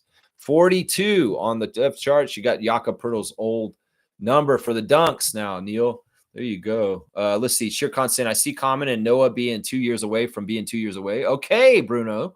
CMB fits right in the window with barbecue plus BI. We needed a more NBA ready guy to bring defense coming off the bench. Shed needs help. Yeah. This is this man. Shirkan is selling this exactly how I like to hear it. I'm gonna give him a dunk for showing up and being in the chat this morning. I love to see it. Shirkan, seeing you back in the chat talking to us. Phone lines are open, guys. If you haven't called in yet and you want to call in and talk live about Collin Murray-Boyles in the draft pick last night, you can. You got the Vince Carter 15 Shirkan right now on the dunk chart. There you go. Vince Carter 15. All right, let's see. Wayne saying there's not much to think about. Center is now not winning U championships. OKC and Pacers centers are barely influential. Jakob is the exception. Front office did good. NBA finalists played without centers. I mean, we'll see. I mean, I still think that the fundamentals of basketball will come back around. The big man has dominated the league at different eras, whether it's Mikan, whether it's O'Neal, whether it's Chamberlain, Russell. It's going to happen. And in some ways, just because Big Dummy Embiid has failed in his era to dominate the right way for different reasons, honestly, I think that the center will come back to being important. But you may be right. It's not totally happened yet. Not totally yet. Neil's saying big centers have an endurance problem. That is why teams use small ball. Small ball will outpace bigs when bigs are not managed effectively with their time. Yeah, there's a lot of truth in this. This is part of the reason why Joel can't play most of the game. Reggie saying Raptors always do the opposite what people expect. What I do know is that CMB is advanced IQ wise, but Toronto has so many guys that do the same thing, though. There has to be two things that need to happen for this pick to make better sense. A trade to alleviate the glut of wings and a free agent signing of a 5. Okay. I mean, we did kind of argue earlier that he's not really a wing. He's more of a big. And we do need bigs in some ways. And Bobby's all about stacking IQ. I think that in some ways it's like the smarter players we have, the better and better we are. And he picked a smart guy who plays hard. And that's why he did what he did. I think the 5 will be figured out either tonight or in free agency for sure. Now, could it be that Shamshay and Castleton are just on their way up and they will be our backups at the center for us this year? That could be possible too. That Ulrich and Collin could be possibly part of it. Common will back up Mark Williams. Yeah, that's right. Mark Williams just went to Phoenix from Charlotte in a trade. Yeah, I don't know if that may be true. I'll bet you Common won't probably be starting for the Suns. Kaloy saying, let's not make this complicated. Bobby Masai picked the best player available in their sites. Yes, that's very clear. G saying Malawach was also in a good system, so that may have propped him up. I wanted him too, but apparently he's not quick and needs time to adjust to the NBA pace. Yeah, and he's just raw. He's raw in all kinds of different ways. He's very, very raw. Reggie saying, remember, Vision 6-9 didn't work the first time. All the teams went big. Yeah, I'm not saying that they're doing straight up Vision 6-9. It's just that they are still stockpiling a certain position, which is forward, and a little bit of shooting guard. So, but yeah, I don't know. In some ways, I think that's just their way of talent. This is the thing. The wing thing of the wing accumulation is for stockpiling good talent in a part of the league that's kind of like rare. Like there's always a high need around the league for talented two-way wings. And the Raptors are kind of like the store in the NBA that's like, hey, we got talented two-way wings. And we want to fleece you when you want our guy eventually, this kind of thing. So they build up the two-way wings and, the ones that fit that they want long-term, they keep. And then the ones that they may market and shop around and get other stuff that way. But because the commodity of two-way wing is not as common, it's kind of you're working in the rarities market and positions in the NBA. I think this is why they do this way. Is because of that. It's not necessarily that we're trying to make a team that makes sense right this second. It's just that we're trying to get the best available and get a commodity in the NBA that is valuable for trade. Does that make sense? I think that's what it is. I think that's what it is right there. Let's see. Kaloy saying, but that version of Vision 6'9" selected athletic freaks and not really good with basketball skills and IQ. Scotty and CMB are different. CMB looks like a Darko player. Yeah, he plays hard defense and he can pass. He's a Darko player. If he plays hard defense and he can pass. I think this is a good point by Kaloy. In some ways, basketball IQ is very different in this situation, you know, and also the guys we had before, in certain ways, were a different kind of like, I don't know. I understand what Kaloy's saying. I'm having a hard time adding to it though. Reggie's saying CMB might have an even better upside than Scotty. I don't know if that's true. Is that a possibility here? Could that be the reason for the drafting as well? I don't know. I mean, I hope he kind of competes with Scott and brings better things out of Scotty in the long term for sure. But I don't know. That may be a reach. You know, there's certain things about Scotty, like as far as his athletics and his he's a bigger guy than him. We'll just have to see. In some ways, I don't like totally comparing him straight up against Scott. It's not fair to either one of them, honestly. Kaloy's saying that would be a good problem to have. Yeah, I guess it would be. It would be, yeah. Gerald's saying it's smooth. I'm looking at his form. I think Scotty is the better comparison. His form looks smoother. Okay, interesting. I agree. Though I want a 7-footer that seems promising more than being serviceable. G saying, you sold me on good screen setters. Such an underrated skill that players no longer want to do. That did it for me. Players like Grady, IQ, Jameson will benefit tremendously. Yeah, his screen setting's really good because he's wide and he really holds his spot. And he really does kind of peel off the defender off of the people he's given screens for. And he's willing to put his body on the line also. That's the big thing right there. Yeah, big ups to Kareem. Let's see. Keep going in the chat with you guys. Good to see so many names and people coming back that I haven't seen in a while. Let's see. I lost my place. Let me just find it real quick. Okay, here we are.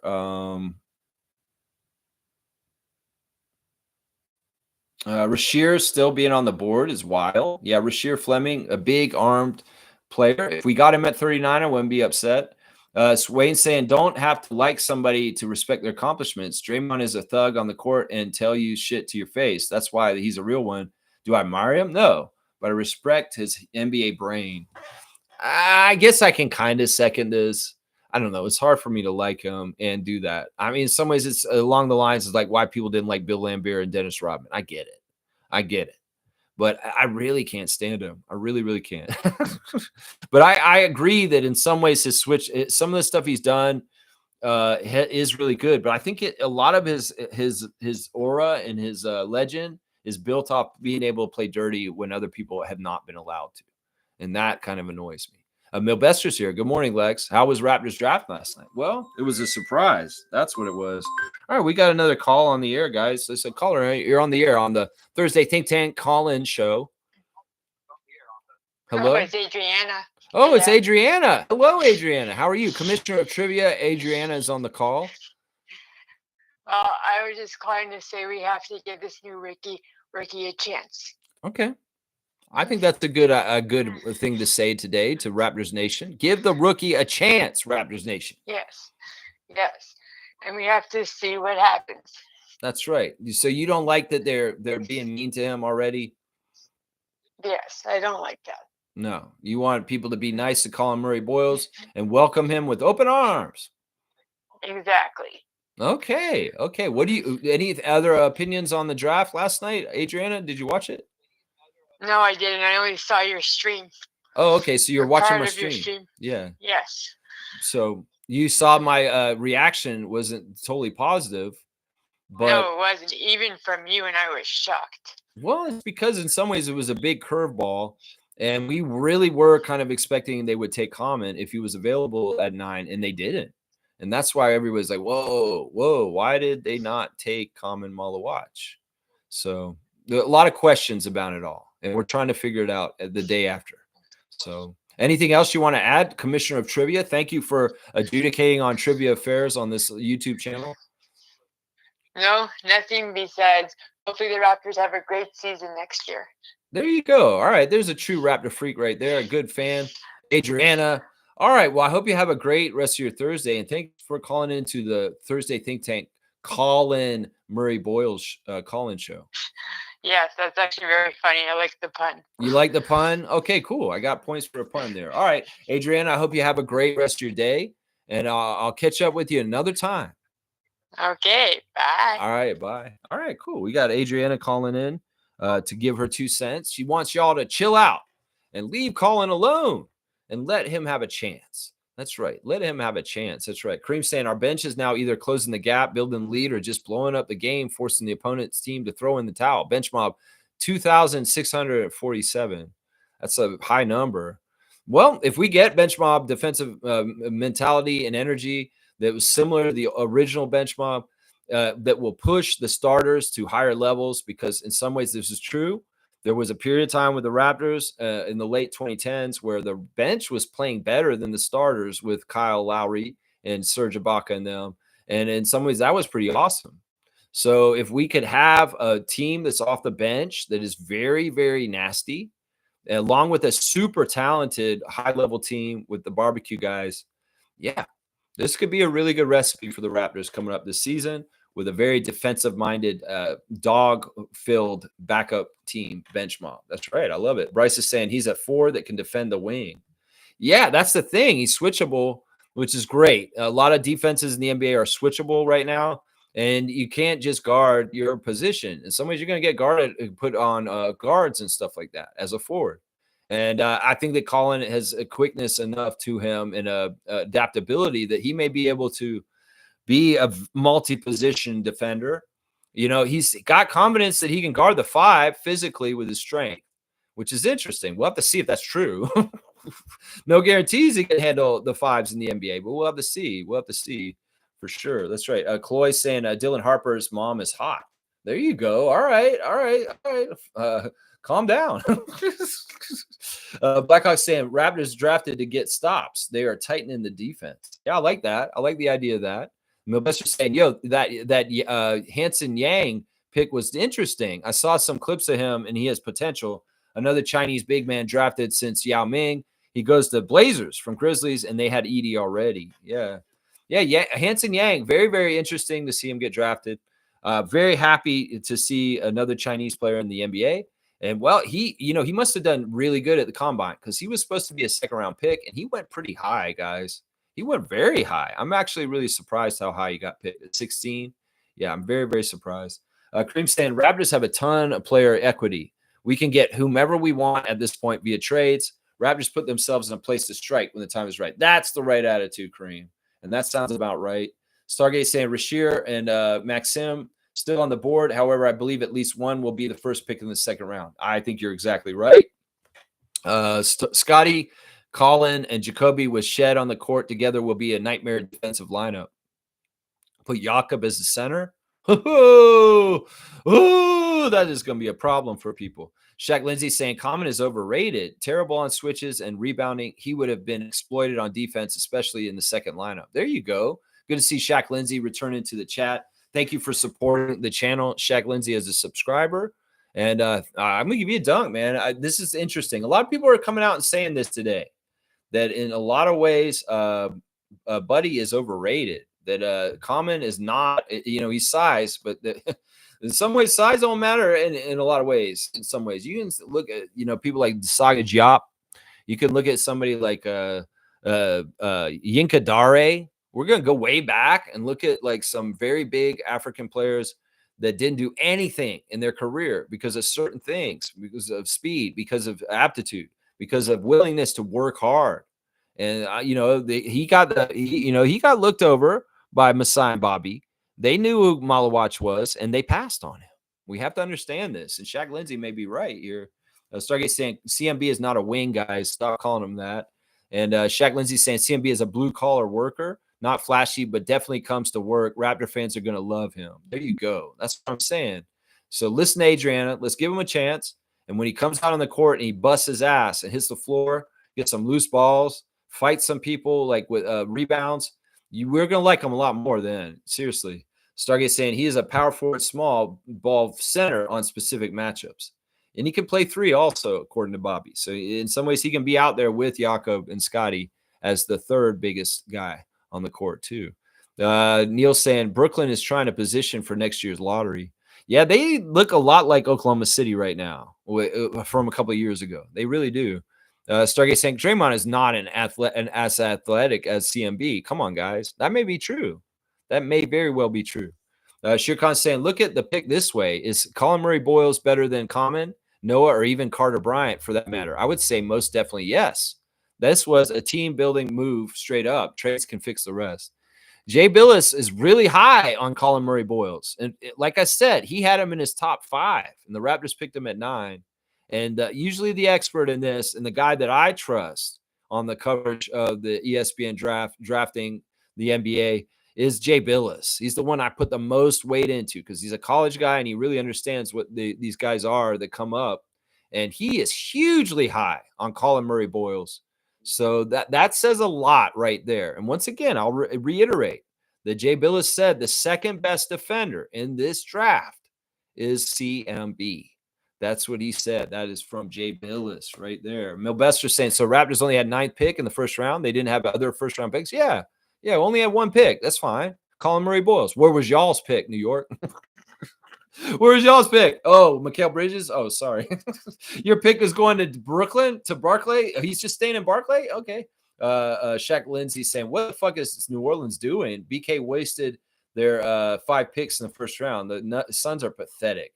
Yeah, I like this. I like Shaq Lindsay just dumping on all the teams other than the Raptors in the first round. You want another dunk? I'm going to give you another dunk, Shaq Lindsay. You're coming back strong right here. You got the Vince Carter 15. There you go. The returning guys, Shir Khan and Shaq Lindsay, are on the Vince Carter 15 right now.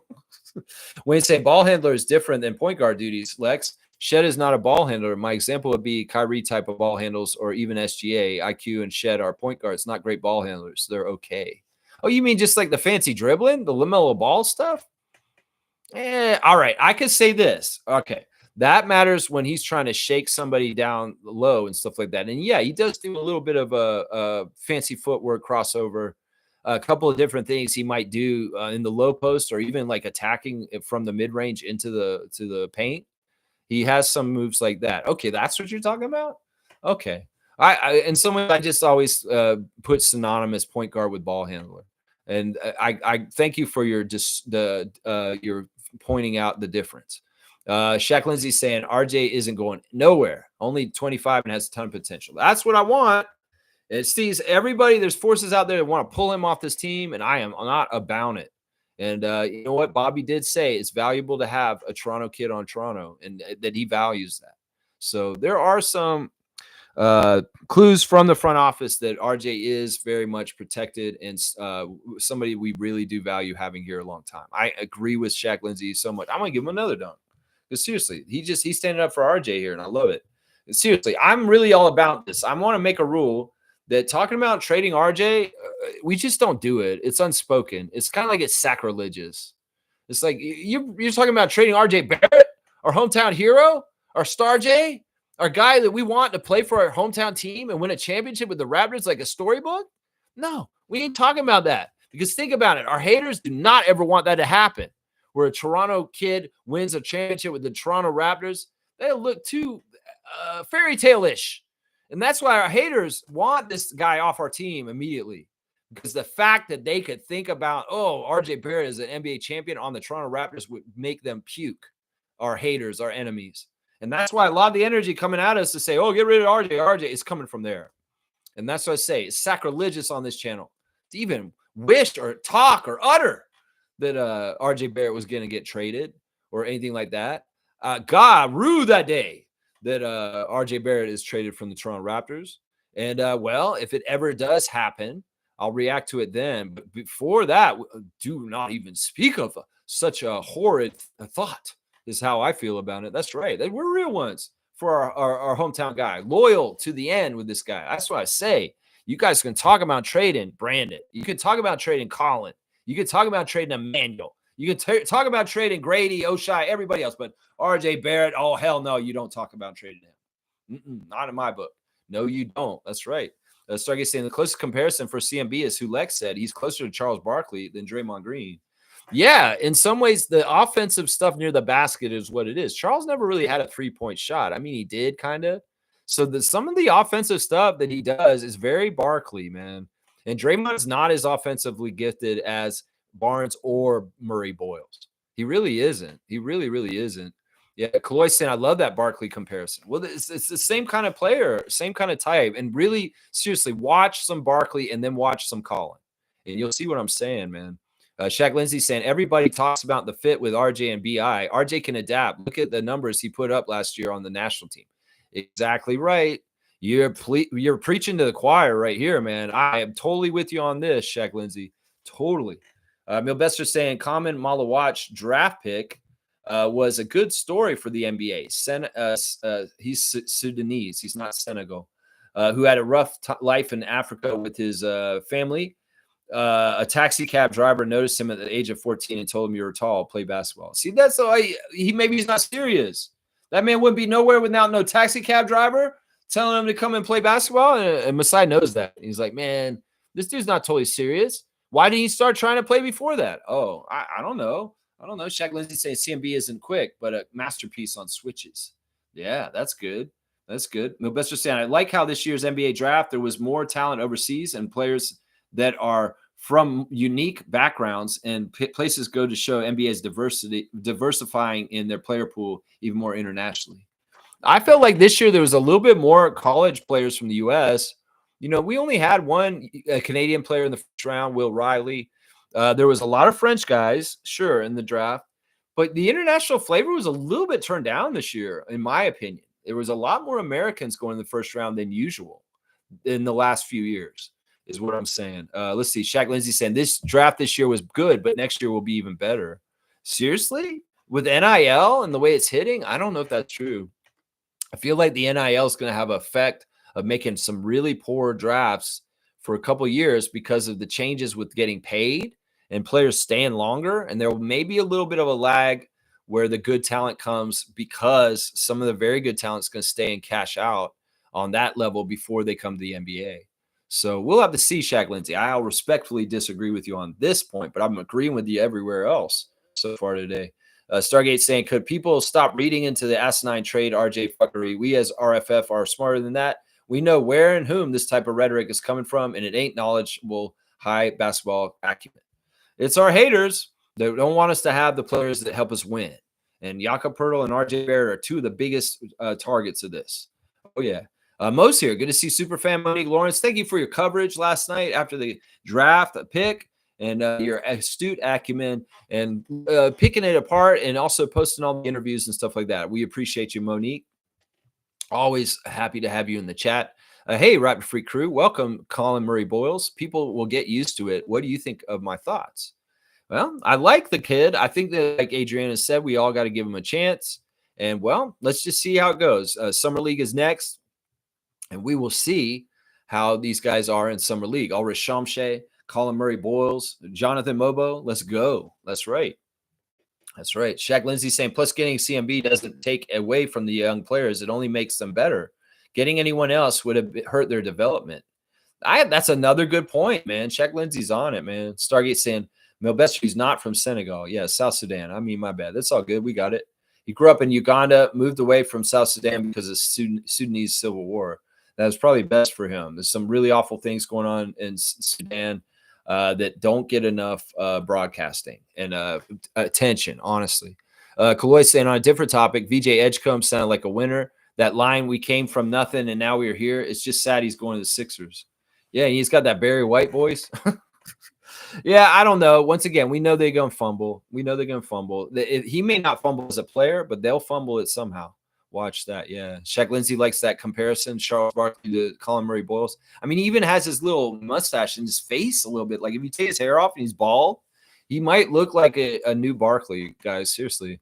Stargate saying, one thing I noticed about Collin is that he's a quick jumper. He gets off the ground quickly. That is definitely Barkley.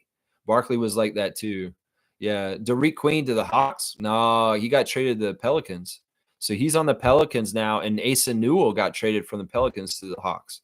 So they were kind of traded for each other. Queen for Newell, and Newell is going to Hawks, and Derek Queen is going to the Pelicans. That's right. Milbester saying, is Dylan Harper the son of Bulls great Ron Harper? Yes, he is. Milbester. That's right. And his brother is Ron Harper Jr. That's right. It's all the financial and analysts that are pushing that trade narrative. They worry about the salary situation and couldn't help to talk about who gets shipped out. I think it's very interesting the moves that the Celtics made in the last couple of days, moving out Porzingis and Drew Holiday, that they really are trying to cut some costs with their new ownership coming in. And wow, it's kind of like the Celtics are showing that they're going to have a year off on purpose because of Tatum's being hurt and stuff like that. And they're kind of going into it. So they're getting rid of some of their pieces right now. It's very interesting what happened with Boston in the last couple of days. Let's see. Stargate saying Charles only took 3-point shots in clutch at the end of games or shot clock scenarios. 3-point shooting was never part of his offensive skill set. This is all true. Or he might be goofing around. Sometimes he would shoot it for goofing around. Milbester saying, whatever happened to Aldrich Shamshay, we still have him. He just got hurt halfway through the season.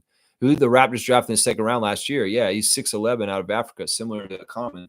Yeah, he's going to be a big focus on our summer league this summer, and we're all speculating whether he's going to be a part of our rotation next year and in the main squad. We'll have to see. All right, let's go through on my tabs. Dollarama, y'all. You want to go buy some cheap stuff. You don't need to go to Walmart. Fuck that place. Don't support Walmart. They don't need your money. That's an American corporation.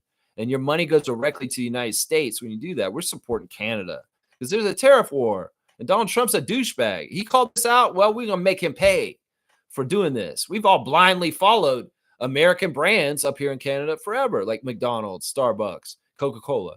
Well, let's make them feel the power of the Canadian patriots that choose to support their country, Canada, never 51st state, and other countries around the world as allies of ours. So I say, go to Dollarama. It's a Canadian company that's Canadian owned, and you can buy cheap stuff there instead of going to Walmart. You don't need to go to Walmart. Go to Dollarama. That's my straight goods on Canadian goods today. Dollarama. I know there's a location near you. They're everywhere. Stargate saying Queen on the Pelicans with Zion. Oh boy, remember the group, the Fat Boys? Yeah. Maybe I'll do one right here. That was one of my favorites when I was a kid. My brother and I had a boombox, and this was the era of cardboard on the sidewalk and bike ramps and fat rat shoelaces, and everything's neon and jelly bracelets and shit like that. And we had the Fat Boys tapes. Fat Boys are back. Fat Boys, big and beautiful. Yeah, we had all those tapes. And we listened to them and say, the Fat Boys are back. And you know they can never be whacked. The Fat Boys are back. Do you remember the Fat Boys? Yeah. I actually know the Jailhouse rap. Dun dun dun dun dun dun dun dun dun dun dun. In jail. Dun dun dun dun dun dun dun dun dun dun dun dun dun dun dun dun dun dun. In jail. Dun dun dun. I got jail for something that I always regret. It was 12 o'clock midnight. I didn't want a snack, so I headed downstairs. A fridge attack. What did I see? The back of the fridge staring right at me. I thought to myself, I could almost die, but an image of a pizza pie. So I put on my Adidas, headed out the door, and I pictured myself eating more and more. But the store was closed. I busted into a rage. I went to the crib. I got my 12 gauge, ran back to the shop, busted down the door. And all I saw was pizza galore. So I stuffed my face. I couldn't even walk. I couldn't lap myself. Couldn't wiggle or talk. So I fell asleep with my face in the plate. And the next thing you know, I was heading upstate in jail. In jail without the bail. In jail. We're in jail because we fail. Wow. That's right. Some Cool Rock Skis, some Prince Marky D, some Human Beatbox. That's right. You just need one more guy, and they got it, man. Derek Queen, Zion Williamson. Get the third guy, and you'll be a trio. The Fat Boys are back. That's right. And you know they can never be whacked. Stargate said, all you can eat, $3.99 for all you can eat. I'm going to stuff my face to a funky beat. Yeah, man. That's the good stuff, man. The Fat Boys were awesome. They did that, like, Are You Ready for Freddy song for Nightmare on Elm Street. That was cool, too. And then they did that stuff with the Beach Boys, Wipe Out and all that. I was like, a Chubby Checker, too. That's right. That's right. Milbester's saying, Lex, the interesting thing about NIL and NCAA paying players out of Division I schools is that even top players out of high school will be careful going to the NBA draft after a year of college. Well, in some ways, it's like there's maybe more money for certain players in college than going to the NBA. You know, this will be good for some of the players that aren't good enough to go to the NBA. They're going to earn some money professionally, even though they're in college. And then also, You know, where there's going to be a disconnect between some of the very top level players will get so much money from licensing, like especially players that are like kind of like big, like Cooper. Cooper may have walked away from more money if he had played at Duke more years college career. Seriously, he may be making less as the number 1 draft pick in the NBA this year than he might have made at Duke in the NIL. Seriously. So this financial considerations, if these guys are trying to maximize their earnings, they may be making more sense to stay in college for the full 4 years and earn as much as possible there. That's what I'm trying to say. And there will be some sort of delay of the very ultra talented college players because the money's in college now. It's that simple. It's that simple, man. Yeah. Now it's a gamble to go to the NBA, being drafted after 1 year in college, even if you're really good, because now with college athletes getting paid, you risk going to G League making no money. Yeah. Neil saying, actually, Queen on Pelicans proves to me that they are ready to move off Zion. Maybe that could be true. Todd Bridges is back, man. Classic Fat Boys right there. Yeah, you heard that? You heard me doing the rap there, man? Stick 'em, ha ha ha, stick 'em, stick 'em, ha ha ha, stick 'em. That's right. Don't you dog me, don't you dog me. Yeah, Collin Murray-Boyles, you dog us. That's right. Come on in and dog the NBA. That's what I'm saying right there. Fiercey's like, oh, she loves the Fat Boy lyrics. Yeah, I can spit fire on certain songs, and that's one of them right there. That's right. Yeah, she knows about the Fat Boys. Do you remember the Fat Boys? Dun, dun, dun, dun, dun. Big and beautiful. The Fat Boys are beautiful. And they did that movie. Y'all remember Disorderlies? Oh my gosh, man. Rest in peace. Those guys were awesome. Human Beatbox way too early when he died. Way too early. I'm pretty sure they're all dead now. I don't know. Maybe Prince Multi D is still around. I don't know. Maybe Cool Rock Ski. I think they're all gone though. It's sad, man. Those guys were awesome. True pioneers in the rap game and hip hop for sure. The Fat Boys. That's right. People don't talk about the Fat Boys enough. That's right. Mobester's saying, but for a lot of players, they will stay longer in college. Yeah, that's what I'm saying, man. That's what I'm saying. That's right. Mo's got my cutoff.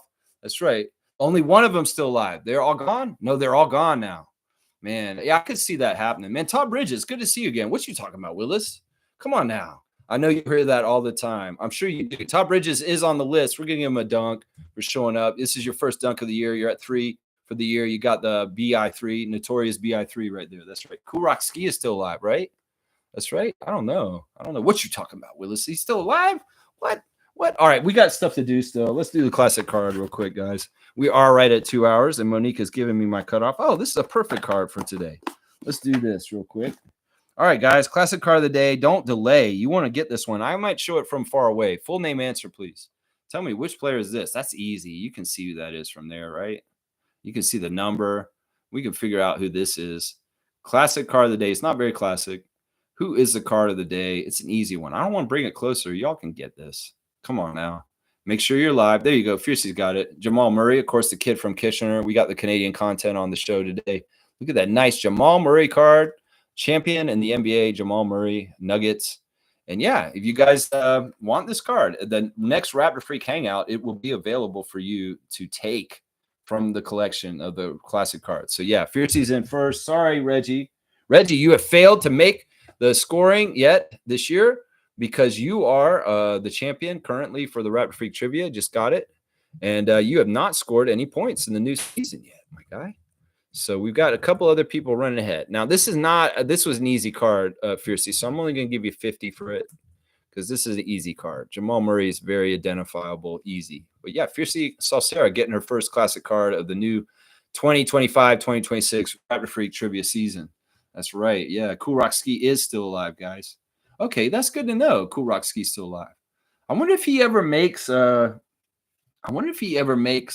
music anymore. Like, does he ever collab or anything? It seemed like DJ Khaled would have collabed with him already or something like that.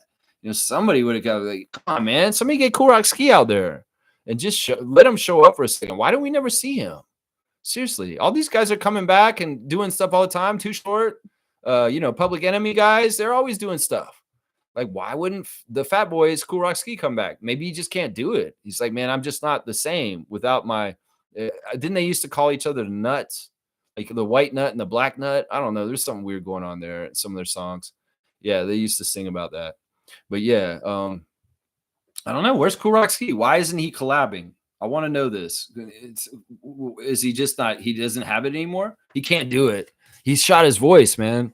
He's out. He's out for life. He can't do it anymore. What do you mean? He can't spit bars anymore? Cool Rock Ski?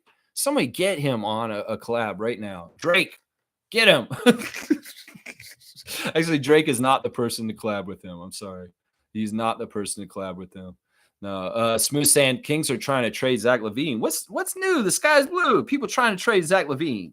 What is new? Minnesota, Chicago, Sacramento, all trying to trade Zach LaVine. Where's Shaq Lindsay? No, we are not talking about Zach LaVine to the Raptors. Okay, no. Let's see. After Buff died, he changed his diet and lost a ton of weight. He looks good. That's good, man. That's why he's the one who's still alive. Because he made changes. He's like, oh, shit. He saw the human beat box go down. He's like, damn, I need to start thinking my life, rethinking things. It's like, I can't live this fat boy life any longer, man. It's like, he can't be Fat Boys for life, like NWO for life. He's like, nah, I want to have a future. It's like, I can't do this, man. I mean, more power to him. More power to Cool Rock Ski. Man, you guys are bringing it back today, Fat Boys. This is what happens when they pair up Derek Queen and Zion Williamson in New Orleans. Oh, we go off on tangents. That's what happens. That's right. All right, checking in on our WNBA Fantasy League. Cool Cat and I are in a bitter fight battle right now, 254 to 223 after last night's action. We got Mike losing to MJ right now in their matchup. Edmund is losing to James. Trucker Cass over JP, and our two-time champion Meredith has got a lead over Kareem in their matchup right now. Check your WNBA fantasy teams and make sure your lineup is set. Raptors, it's been crazy after the draft last night. All kinds of crazy people going crazy. But here is a post from a South Carolina fan here, guys. And I just want to tell y'all, you're getting a dog in Collin Murray-Boyles. I live in Columbia, South Carolina, and I've had season tickets to South Carolina men's basketball games for the last 2 years.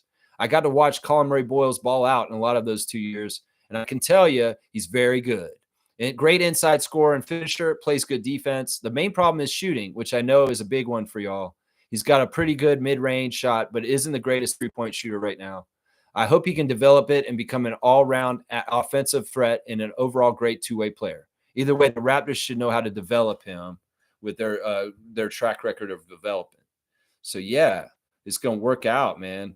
This is awesome. So South Carolina fan, Gamecock fan is coming to Raptor Spaces and telling us, you got a good one.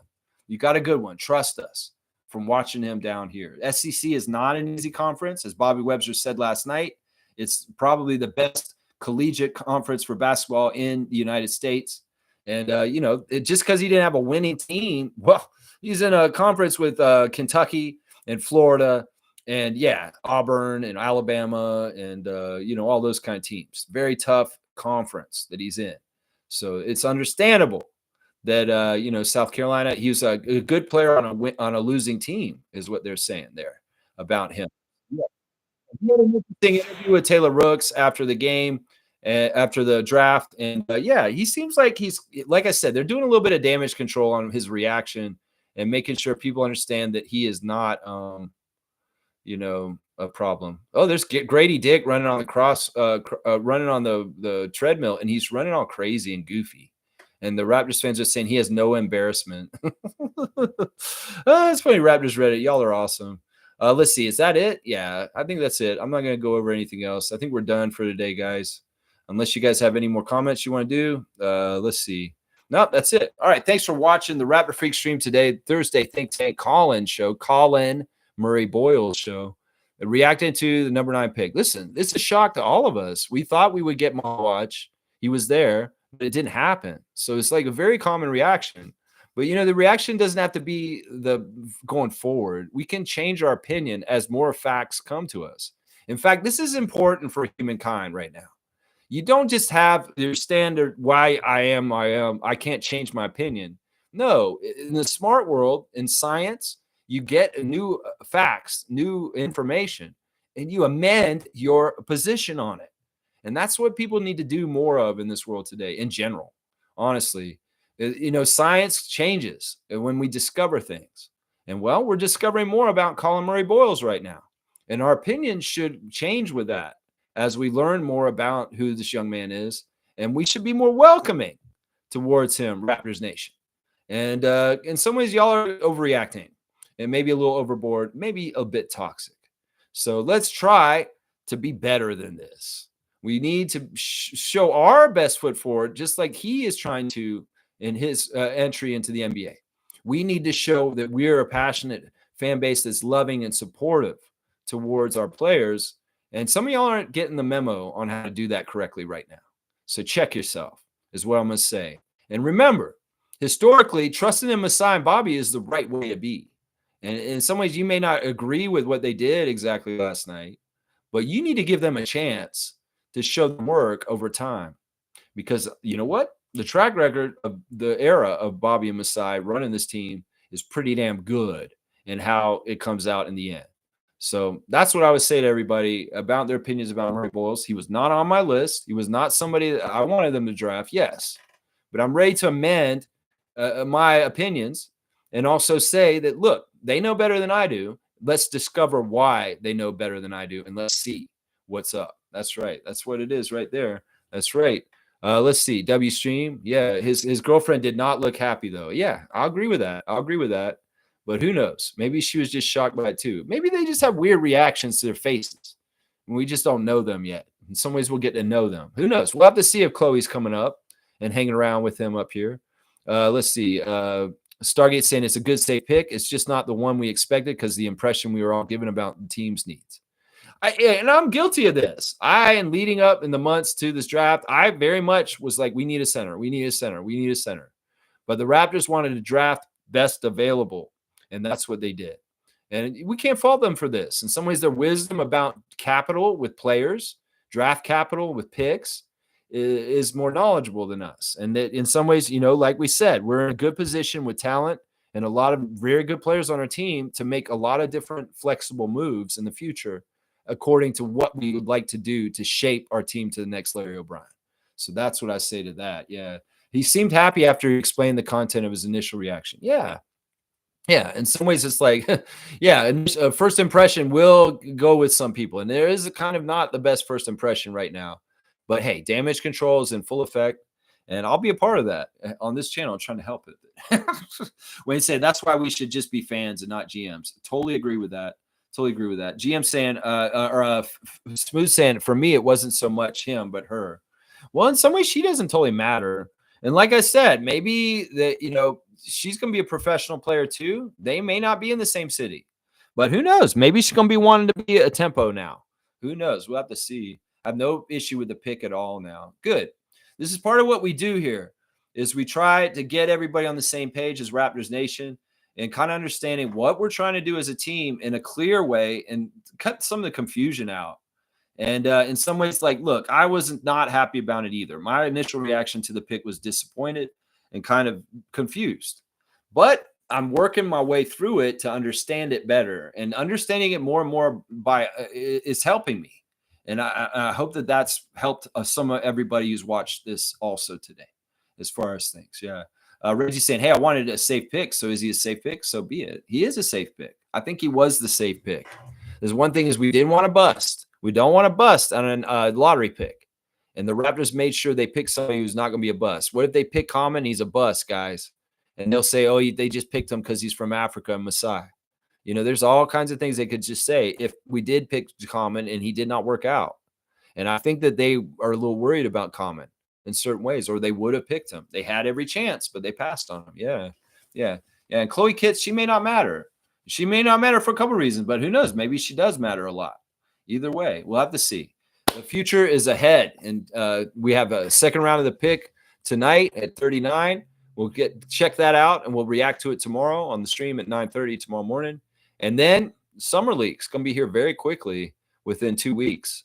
So we got to be ready for that. So check out our Summer League roster and give very in-depth coverage on the Raptors all year long, 365 days a year here on the Raptor Freak stream. Every single day, you will be updated on what's going on with them. You want to know exactly what's going on with Summer League? This is your channel. And I hope Trevor Day is doing all right, because he's supposed to be going to Las Vegas to check out the Summer League. And yeah, Trevor, I hope you're doing well wherever you are right now. All right, everybody. I wish you all well. Let's go Raptors. And trust in Bobby and Masai, guys. The track record is there. They don't fail very often. And I don't think this is a fail. I think this is actually going to end up being a very good pick in the long run. It's just one we didn't see coming in some ways, and we weren't totally ready for. I totally get that. But let's be mature, work through our initial reaction, and come around and see what's going on and believe in our team, because we're fans, and fans' job is to be supportive and root for your team and cheer for your team. And if you're doing other stuff other than that, if your energy is not positive towards the Raptors and you consider yourself a Raptors fan, you're not being a fan right. That's what I'll say right there. Yeah. He does kind of look like Charles, doesn't he? He does. Take his hair off his head and the mustache in his face with his eyes and his nose. It looks a lot like Charles. He's got like the spirit animal. What's your spirit animal? Mine's a hawk, man. Mine's a hawk. What's your spirit animal? Charles Barkley. My spirit animal is Charles Barkley. On that note, I'm out, y'all. I'll see y'all tomorrow at 9:30 a.m. Thanks for watching me, man. And thanks for the subscriptions and the likes and the comments. And if you want to join the channel. Let's go, Collin Murray-Boyles and Raptors, baby. Let's go, Bobby and